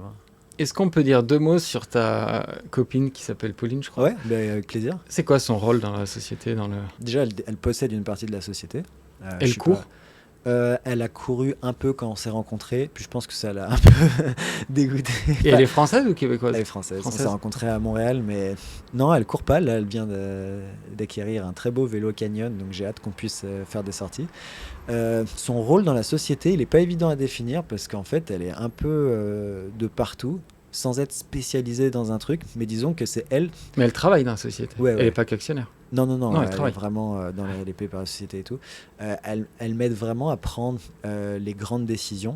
On va dire, c'est mon plus grand conseiller pour qui j'ai le plus de respect sur ses décisions. Elle a un cerveau très cartésien et moi, des fois, qui ai tendance à m'auto-persuader de certains trucs, elle me permet vraiment de m'aider. Et elle fait plein de trucs. Tu vois, par exemple, sur la vidéo de Jacob... c'est elle qui parle, qui pose les questions. C'est elle qui pose les questions en rose, là, que tu vois. Ouais, en fait, elle te supplémente, quoi. Puis c'est elle qui... Elle parle très bien anglais. Il faut savoir que pour la vidéo de Jacob, j'ai pris 10-15 heures de cours en anglais pour vraiment pousser ça. Et tu sais, j'avais envie d'être bon, quoi. Après, Pauline, elle avait l'idée du concept. C'est elle qui avait aussi la vision de comment fallait que ça soit. Elle m'a aidé à écrire les sous-titres. Tu vois, dès qu'il y a des trucs vraiment importants comme ça, elle est très bonne, par exemple, dans faire les cadres pour le podcast. C'est elle qui fait souvent la composition du cadre. Elle fait souvent le color grading aussi, parce qu'elle a vraiment de l'œil. C'est elle qui va faire la plupart de mes publications sur Instagram. En fait, elle est impliquée partout, donc c'est dur, sauf peut-être un peu moins dans les aspects techniques du coaching et tout. Mais sur les aspects qui sont vraiment importants, sur l'image de marque, l'identité Runwise, et aussi même dans mon entraînement des fois, elle vient à toutes les courses. Et c'est elle qui invite les gens, qui envoie des mails. Non, c'est ça. C'est pas. Ouais. Tu vois, quand je te dis, elle va pas dans les trucs vraiment. Tu sais, c'est quelqu'un qui prend du recul et justement qui n'a pas la tête dans le guidon à travailler comme plutôt quelqu'un qui est dans la technique, tu vois. Elle est vraiment sur... Et puis sur les trucs artistiques, parce qu'elle est très très bonne, elle prend des très bonnes photos, elle a un bon goût de ça et tout. Et elle te le dit des fois, là, t'as pas été bon sur cette interview, là, ouais, alors pour le coup, Pauline, elle a pas de filtre. Hein. Ouais. Et c'est bien d'être entourée. C'est dur, des fois, parce que des fois, faut se remettre en question et tout. Mais par contre, elle a pas de filtre, au sens où elle me dira jamais qu'un truc est bon si elle le pense pas, tu vois. Ouais. Genre, elle arrondit pas spécialement les angles et en vrai, on a appris vraiment à communiquer comme ça et je pense que ça m'a fait beaucoup grandir, même si des fois c'est dur, encore une fois. Mais tu vois, elle me l'a dit sur l'entrevue de Jacob, franchement, je trouve que par rapport à ton niveau d'anglais quand on s'est rencontrés et tout, franchement, elle m'a dit, non, franchement, c'était bien, tu vois. Et du coup, je la crois quand elle me le dit parce que je sais qu'elle essaye pas de me faire plaisir, elle est honnête, tu vois. Et elle me le dit quand elle est déçue. Et après mes courses où je me plante, elle est déçue, tu vois. Mais elle va pas faire semblant que tout va bien, que la vie est belle et tout. Non, elle est déçue parce qu'elle est là pour que je perfe aussi, tu vois. Et cool. Tu vois, la vidéo de Jacob, au début, tu fais un peu, je sais pas si on peut appeler ça un trigger warning, t'expliques que le début, vous aviez été stressé. Moi, je l'ai pas ressenti. En fait, il faut que j'explique aussi, c'est parce que la vidéo dure 38 minutes. Oui. Là, elle dure 22 minutes. Donc, vous imaginez tout ce qu'on a coupé. Ah, au début. Vous avez coupé des trucs au début. Donc, la vidéo RAW, là, c'est 38 minutes. Okay. La version finale, c'est 22. Donc, on a coupé beaucoup de choses. Pourquoi ? Parce que tu bafouillais en anglais Des moments qu'on jugeait pas utiles. En fait, tout ce qu'on jugeait inutile ou superflu ou qui n'allait pas dans le sens de la vidéo, on l'a coupé. Donc, moi, quand je fais mon trigger warning, c'est parce que j'ai vécu la vidéo en entier, tu vois. En plus, ça a été biaisé parce que je pense que j'amplifiais tout, tu vois. Dès que Jacob... Moi j'ai vu je sais pas si t'as vu le réel où Jacob il réagit de façon différente à plein d'interviews et tu vois qu'à chaque fois il clash un peu les journalistes en mode je sais pas, le journaliste il demande par exemple est-ce que vous êtes déçu et est-ce que j'ai l'air d'être déçu, enfin tu vois je l'ai pas vu, Jacob il est cash, ouais, enfin tu vois, il se fait pas chier quoi, s'il aime pas la question ou s'il trouve que la question est pas pertinente il va te le dire. Et moi je sais qu'il est comme ça, donc forcément ça me stressait et il y a une ou deux questions qu'on a coupées au montage parce que je sentais que ça lui avait pas spécialement plu. Ah oui. En vrai, moi je disais en fait ça servait à rien cette question. Je te donne un exemple, un truc qu'on a coupé, c'est qu'au tout début il y a Nils Laros qui rentre et il y a des gens qui disent que Nils Laros ce serait le prochain Jacob. Et moi je savais pas trop quoi dire, je voulais dire un truc un peu cool et tout, je voulais que Jacob il m'aime bien, du coup je dis Nils Laros, il y en a qui disent que c'est le prochain Jacob. Il me regarde, il fait toi tu penses que c'est le prochain Jacob? Et là direct l'interview elle commence comme ça et moi je suis comme on verra les médailles qu'il a et tout, tu sais, je sais pas quoi dire, je suis un peu stressé, ça en coupe. En fait c'est inutile, tu vois, genre ça le met dans un mauvais état d'esprit et en vrai d'avoir fait cette interview ça m'a vraiment permis de mieux comprendre comment on interviewe aussi quelqu'un de ce calibre. Faut pas poser les questions qu'on lui pose toujours, faut pas essayer de le bloquer, mais faut pas non plus essayer, tu vois, faut pas essayer d'en faire trop, quoi. Et c'est une vraie bonne expérience, mais c'est un exemple de truc que j'ai coupé. Mais moi, j'adore les personnalités comme Jacob, qui est hyper vrai, tu vois. Tu vois, il y a des journalistes qui disent qu'ils l'aiment pas en... Mais parce que c'est des journalistes qui ont vécu ce que j'ai vécu, mais qui ont le seum, en fait, tu vois, parce qu'ils se remettent pas en question. Mais des fois, les questions, elles sont juste nulles, en fait. Ouais. Genre, on lui a posé 20 000 fois la même question, ou la question a juste pas de réponse. Enfin, faut se mettre à sa place aussi. Et moi, t'imagines que je l'invite sur un format qui est de commenter son pire trauma à vie, presque, tu vois. Enfin, je suis désolé, c'est quand même un... En plus, c'est hyper osé. En plus, il avait même pas eu l'info. Il était censé avoir été briefé. Je lui dis, tu sais ce qu'on va faire? Il me dit non. Je fais, ah bah d'accord. Je lui dis, et il avait jamais regardé cette course, t'imagines? Jamais il avait rouvert cette course parce qu'elle est traumatique, tu vois. Ah ouais, c'était intéressant le concept, et tu vois, c'est ma thèse, ça. Moi, j'ai appliqué ma thèse dans cette vidéo. C'est quand tu remues le passé, qu'est-ce qui se passe? Comment tu analyses ça? C'est hyper. Si tu si tu regardes vraiment la dimension psychologique de cette vidéo, tu peux voir beaucoup de choses, mais il faut vraiment la regarder plusieurs fois. Et les Américains l'ont beaucoup plus aimé que les Français. Ah oui. Sur Let's Run, il y a je sais pas si tu connais le forum Let's Run, c'est un des plus gros forums américains de course à pied. Et il y a des gens qui ont créé un thread, là, un sujet, et il y a genre 10 ou 12 pages de commentaires de cette vidéo. Elle a fait vraiment le buzz aux États-Unis. Et les Français l'ont apprécié, mais je pense pas autant que les Américains qui sont vraiment des mordus d'athlètes, tu vois. Ah ouais, ok. Ouais, moi je l'ai beaucoup aimé cette vidéo. Et tu vois, et quand il perdait, moi ce que j'aime bien, Jacob, Jimmy Gracie, il est un peu comme ça. C'est quand il a perdu l'été dernier, je crois qu'il était blessé. Tu vois, il assume la défaite. Hein. C'est là que tu vois que c'est un grand en fait. Oui, il va pas se trouver il va pas se trouver d'excuses. Il va pas reporter la faute nécessairement sur quelqu'un, mais en fait, ça fait partie aussi de la marque des grands champions. Oui. Je pense de prendre la responsabilité parce qu'au final, ça peut être que toi en fait. Enfin, je veux dire, c'est toi qui cours. Si tu commences à dire c'est quelqu'un d'autre, t'es pas un athlète de haut niveau. Donc par définition, tu vas trouver surtout des gens comme ça à très haut niveau. Hein. Ouais. C'est un peu logique. Ouais. Jimmy Gracie, je peux pas imaginer que t'aies pas essayé de l'avoir. J'ai jamais essayé d'avoir Jimmy pour des raisons qui m'appartiennent, honnêtement. Je sais que les gens me le demandent souvent d'avoir Jimmy, mais non, je l'ai jamais eu au podcast. Je suis pas sûr que je vais l'avoir au podcast. En plus, il a déjà été invité à certains endroits récemment, je crois dans Elevate House. Oui. Donc il a déjà dit un peu les trucs et moi je suis pas fan de réinviter les gens moi derrière. Je suis d'accord avec toi. Je pense que les gens savent déjà. Moi je t'ai dit, mon but avec le podcast, c'est pas d'inviter nécessairement les gens les plus connus, c'est d'inviter les gens que j'ai envie d'inviter aussi. Ouais. Et si quelqu'un est très connu, mais que je le sens pas ou que je trouve qu'il colle pas à ce que je recherche chez des invités, en fait je l'inviterai pas, tu vois. Et je sais que de toute façon il sera invité autre part.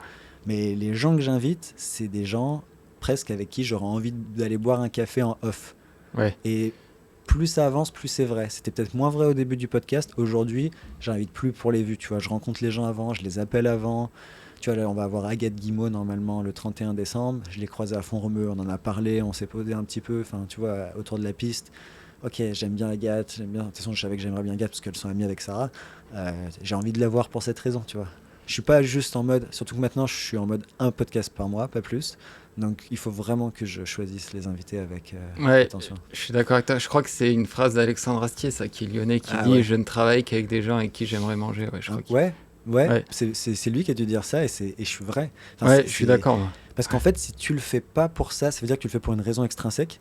Et de mon expérience, quand tu fais les choses pour des raisons extrinsèques, ça te revient toujours dans la gueule à un moment de ta vie. Genre. Et est-ce qu'il y a par contre quelqu'un après qui tu cours que tu n'arrives pas à voir? Ouais, plusieurs. Là, je galère à voir Cassandre et Vincent Louis. Ça fait un moment que en plus, ils habitent juste à côté de chez moi à Gironne. Y a Annelle qui m'aide un peu à les avoir. En plus, Vincent avait dit oui, mais c'est des gens qui sont très occupés, qui sont très demandés. J'avoue que j'aimerais beaucoup avoir Cassandre parce que déjà, j'essaye d'avoir vraiment plus de femmes sur le podcast. Là, c'est abusé comme j'ai pas assez de femmes. Ça, je l'ai remarqué sur ta page. Je t'ai pas fait la remarque, mais il y a peu de femmes. Ouais, mais déjà, c'est terrible ce que je veux dire. Mais les refus que j'ai pris, j'en ai pas eu beaucoup, mais c'était quasiment toujours des femmes, tu vois. Okay. Je dirais pas de nom parce que c'est vraiment pas le but, mais genre, j'ai eu plus de noms de femmes que d'hommes. Donc on va pas se mentir, il y a moins de femmes aussi dans les scientifiques, il y a moins t'as vu le nombre de femmes coach qu'il y a à très haut niveau? Quasiment aucune. Fait que moi, et Pauline, c'est un truc sur lequel elle insiste vraiment, qu'on ait plus de femmes, mais j'y arrive pas en fait. Et pourquoi elles sont impressionnées? Tu sais pas pourquoi les refus? Alors je pense, et déjà il y a un truc, c'est comme on a dit tout à l'heure, c'est plus dur d'être une influenceuse, créateur de contenu ou athlète de haut niveau ou personnalité publique en général, femme. C'est plus dur. Juste parce que les hommes se permettent souvent des critiques sur le physique ou sur le machin, ou juste des critiques tout court. C'est plutôt d'être une femme sur les réseaux. Donc, une femme, est-ce qu'elle a envie de se vulnérabiliser un peu sur un podcast de 2-3 heures? Pas nécessairement, parce que c'est donner encore plus, tu vois, d'opportunités ou de connaissances, un peu pas aux haters, mais tu vois, aux gens qui n'ont pas des bonnes intentions. Donc, je pense que c'est une première raison. Et après, juste il faut trouver des femmes. Mais ça, c'est un truc que j'ai en tête. J'aimerais plus de femmes sur le podcast. Et Ben Boutron m'avait dit Elgué Rouge qui pourrait après. Nous, ça, normalement, on pourrait l'avoir l'année prochaine. Ah ouais? Ouais, parce qu'on a des gens qui travaillent avec nous, qui le connaissent bien. En plus, Elgué Rouge, il parle bien français. Donc, ça serait une grosse possibilité qu'on l'ait l'année prochaine. Mais il faudra se déplacer au Maroc probablement. Ouais. Moi, il y a un petit. Je peux me permettre une remarque bien sur sûr, ton podcast? Avec plaisir. Il y a un truc. Je me suis inspiré de toi. Je me suis dit ça, faut pas faire comme Max. Des fois, j'écoute des podcasts de toi où il y a une inertie entre le moment où tu l'as enregistré et le moment où il sort. Ah ouais. Je me rappelle de Nicolas Navarro, tu vois, vous parliez de, je sais plus, du 10 du Valence et tout, et il se projetait sur un 10 à Nice ou l'inverse, je sais plus. Et moi, j'avais écouté le podcast, en fait, tout s'était passé, donc j'avais tout su, tu vois. Je suis complètement d'accord. Et ça, je m'étais dit, ça, faut pas faire comme Maxime, faut aller plus vite. Si c'est possible de le sortir tout de suite, il faut le sortir tout de suite. Donc maintenant, ce que je fais, c'est que... Alors, j'ai pas le choix de faire ça, parce que des fois, je pars en camp d'entraînement pendant 1 mois et je sais que je pourrais plus... Donc en fait, il faut que j'en accumule un peu pour faire ma prépa. Donc ce que je fais maintenant, c'est que j'essaye de planifier à l'avance, ok, ce podcast, il va sortir dans longtemps. Donc la préparation du podcast fait en sorte que le podcast soit complètement intemporel. Oui. Pas de repère de temps, on dit pas quel jour on est, on parle pas du futur, tu vois ce que je veux dire ? Donc là, par exemple, Jimmy, je pouvais pas faire ça avec lui, Jimmy Whelan, donc je vais le sortir avant d'autres. Mais Rémi Rivet, je l'ai filmé en février, oui, je m'en rappelle. Et parce qu'il est intemporel, je l'ai pas sorti. Mais normalement, si j'ai tout bien pensé, ça devrait pas du tout se voir parce qu'on parle d'entraînement pur. Donc en fait, c'est un podcast, c'est comme le podcast avec Blaise Dubois, les podcasts avec JB Morin, c'est des podcasts que j'appelle intemporels. Mais les athlètes avec les personnalités, les podcasts avec les personnalités, les athlètes de haut niveau et tout, eux, ils sont très liés au temps. Et je me rappelle, tu avais sorti celui avec Kevin Mayer, je l'avais écouté peut-être 2-3 semaines après, où il dit ouais, j'ai très bien récupéré de ma blessure, les médecins étaient impressionnés et tout. Et je te jure que c'est vrai, peut-être le lendemain à la radio, j'entends Kevin Mayer fait un trait sur sa saison parce qu'il a jamais récupéré de sa lésion au ischio, tu vois. Ta critique est très très bonne et c'est même un truc, récemment quelqu'un me disait tu devrais mettre la date d'enregistrement dans l'intro, mais moi je veux pas la mettre justement parce que je sais que si je sors un podcast qui a été tourné 3 mois, il y en a qui lui donneront pas une chance et je trouve ça dommage. Donc la solution, c'est comme je t'ai dit, d'essayer de faire les podcasts intemporels, les podcasts time sensitive et les poster tout de suite, quoi. Une petite question, je reviens juste en arrière, une dernière. T'en parles rarement, ça je crois, le bicarb sur marathon. T'as jamais voulu essayer ? J'ai jamais voulu essayer parce que j'y crois pas trop. Moi, je crois que la glycolyse, c'est une filière qui est assez peu utilisée sur marathon. Donc, par définition, je vois pas trop l'intérêt du bicarb sur du long. Après, je suis pas physiologiste et il y a sûrement des trucs que je comprends pas. Pour moi, le bicarb, ça peut avoir de l'intérêt sur des distances vraiment plus courtes, notamment demi-fond, voire jusqu'à 5000, peut-être 10 000 quand on fait d'un gros dernier tour et tout. Je pense que même si ça avait un effet, ce serait tellement marginal par rapport au reste que en fait ça mérite même pas une place dans mon cerveau. Tu vois ça, moi je suis un peu comme ça. Soit les trucs sont prouvés, genre chaussures carbone typiquement, ou nutrition, les glucides, soit les trucs sont pas prouvés et un peu marginaux, et dans ce cas-là, l'espace cognitif que je leur accorde, c'est un espace que j'accorde pas à autre chose. Ça, on a des ressources limitées au final. Ouais, mais regarde, tu vois, Joseph Mestrallet, d'ailleurs, que je te conseille d'inviter, qui est passionnant. Ouais, carrément. Il me disait que quand ils ont fait une prise lactate à Tom Evans à la fin, quand il gagne l'UTMB, il me dit il était sur des taux de lactate, on n'a pas compris. Et il s'est dit, il avait pris du bicarb, du coup ? Non.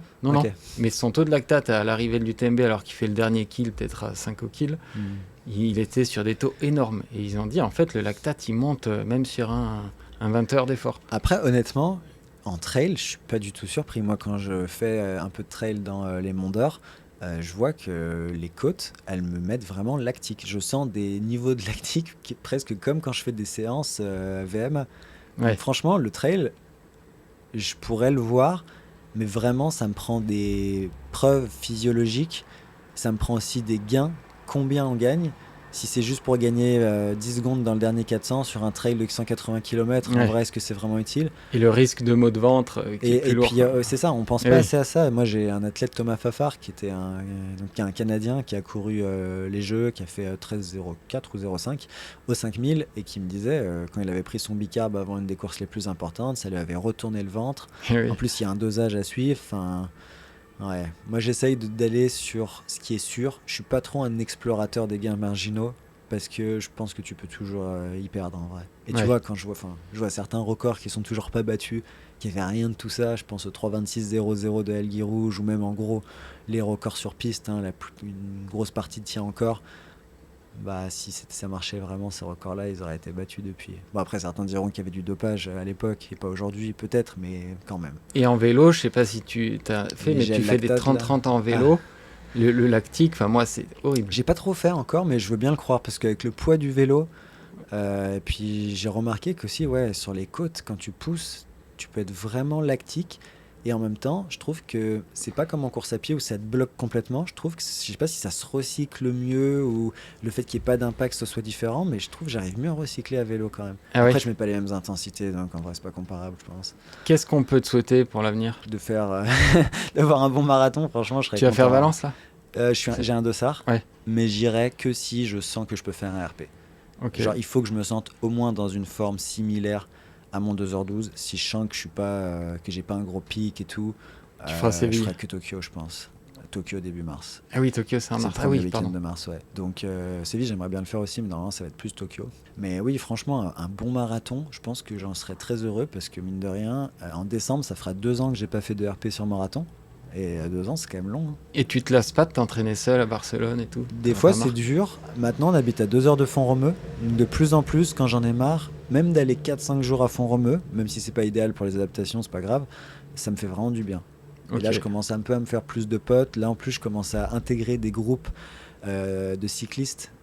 Et franchement, ça change tout. Si je sais que samedi, il y a une sortie de 100 km avec un groupe, l'autre fois on était 100 au départ, hein, incroyable, bah en fait, toute la semaine, je pense qu'à ça et du coup, ça me motive de ouf. Et tu vois, le vélo, ça a vraiment fait cet effet où je passe à travers ma semaine beaucoup plus facilement juste parce que j'ai inclus 2-3 sorties de vélo. Alors qu'avant, je regardais ma semaine, ok, je double tous les jours, ça va être le même itinéraire tous les jours ou presque. Enfin, tu vois, j'étais déjà un peu blasé.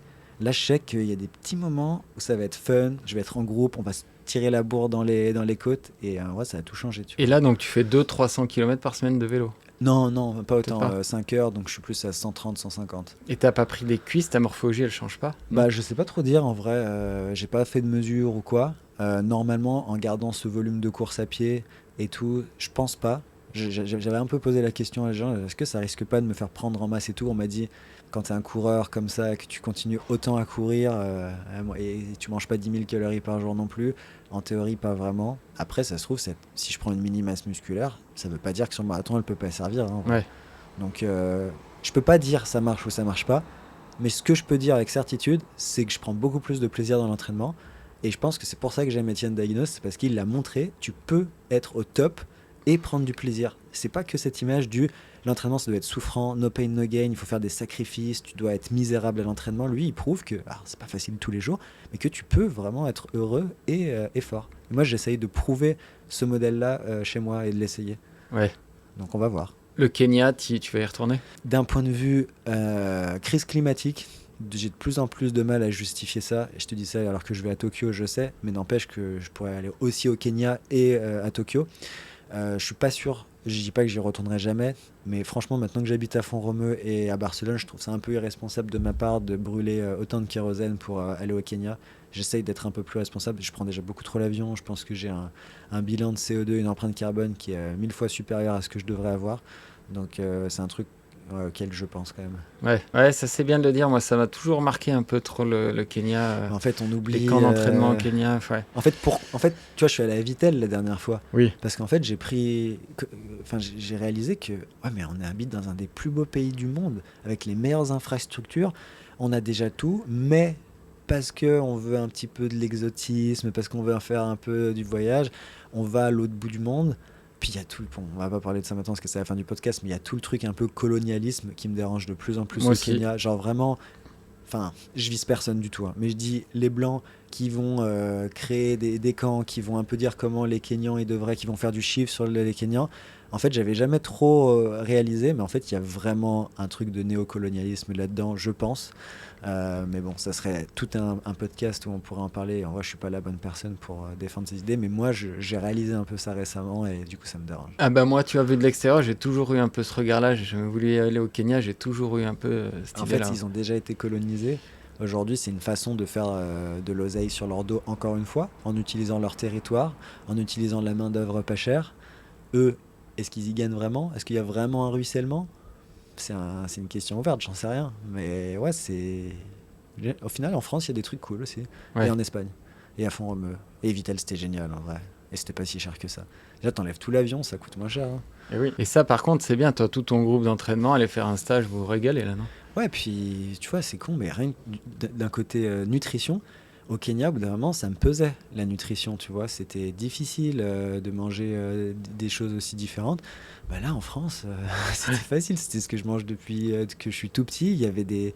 Je trouve que la prépa, elle s'est très bien passée parce que j'étais dans mon élément aussi. Hein. Je pense que c'est surcoté, hein. En vrai. Hein. De manière générale, l'altitude et de partir à l'autre bout du monde. Mais bon, je sais très bien que les gens le font juste parce que c'est incroyable de vivre ça. Et j'y suis allé 7 fois. J'ai 0 leçon. 7 fois, t'y allais quand même. Depuis le début, j'y suis allé 7 fois. J'ai 0 leçon à donner à personne.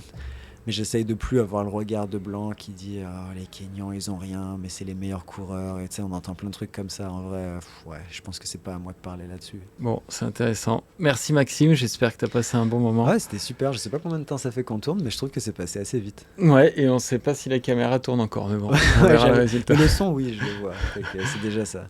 Allez, je te remercie. Merci pour l'invitation en tout cas. Et à bientôt. Cool. Allez, ciao. Salut. Bye bye. Born Podcast.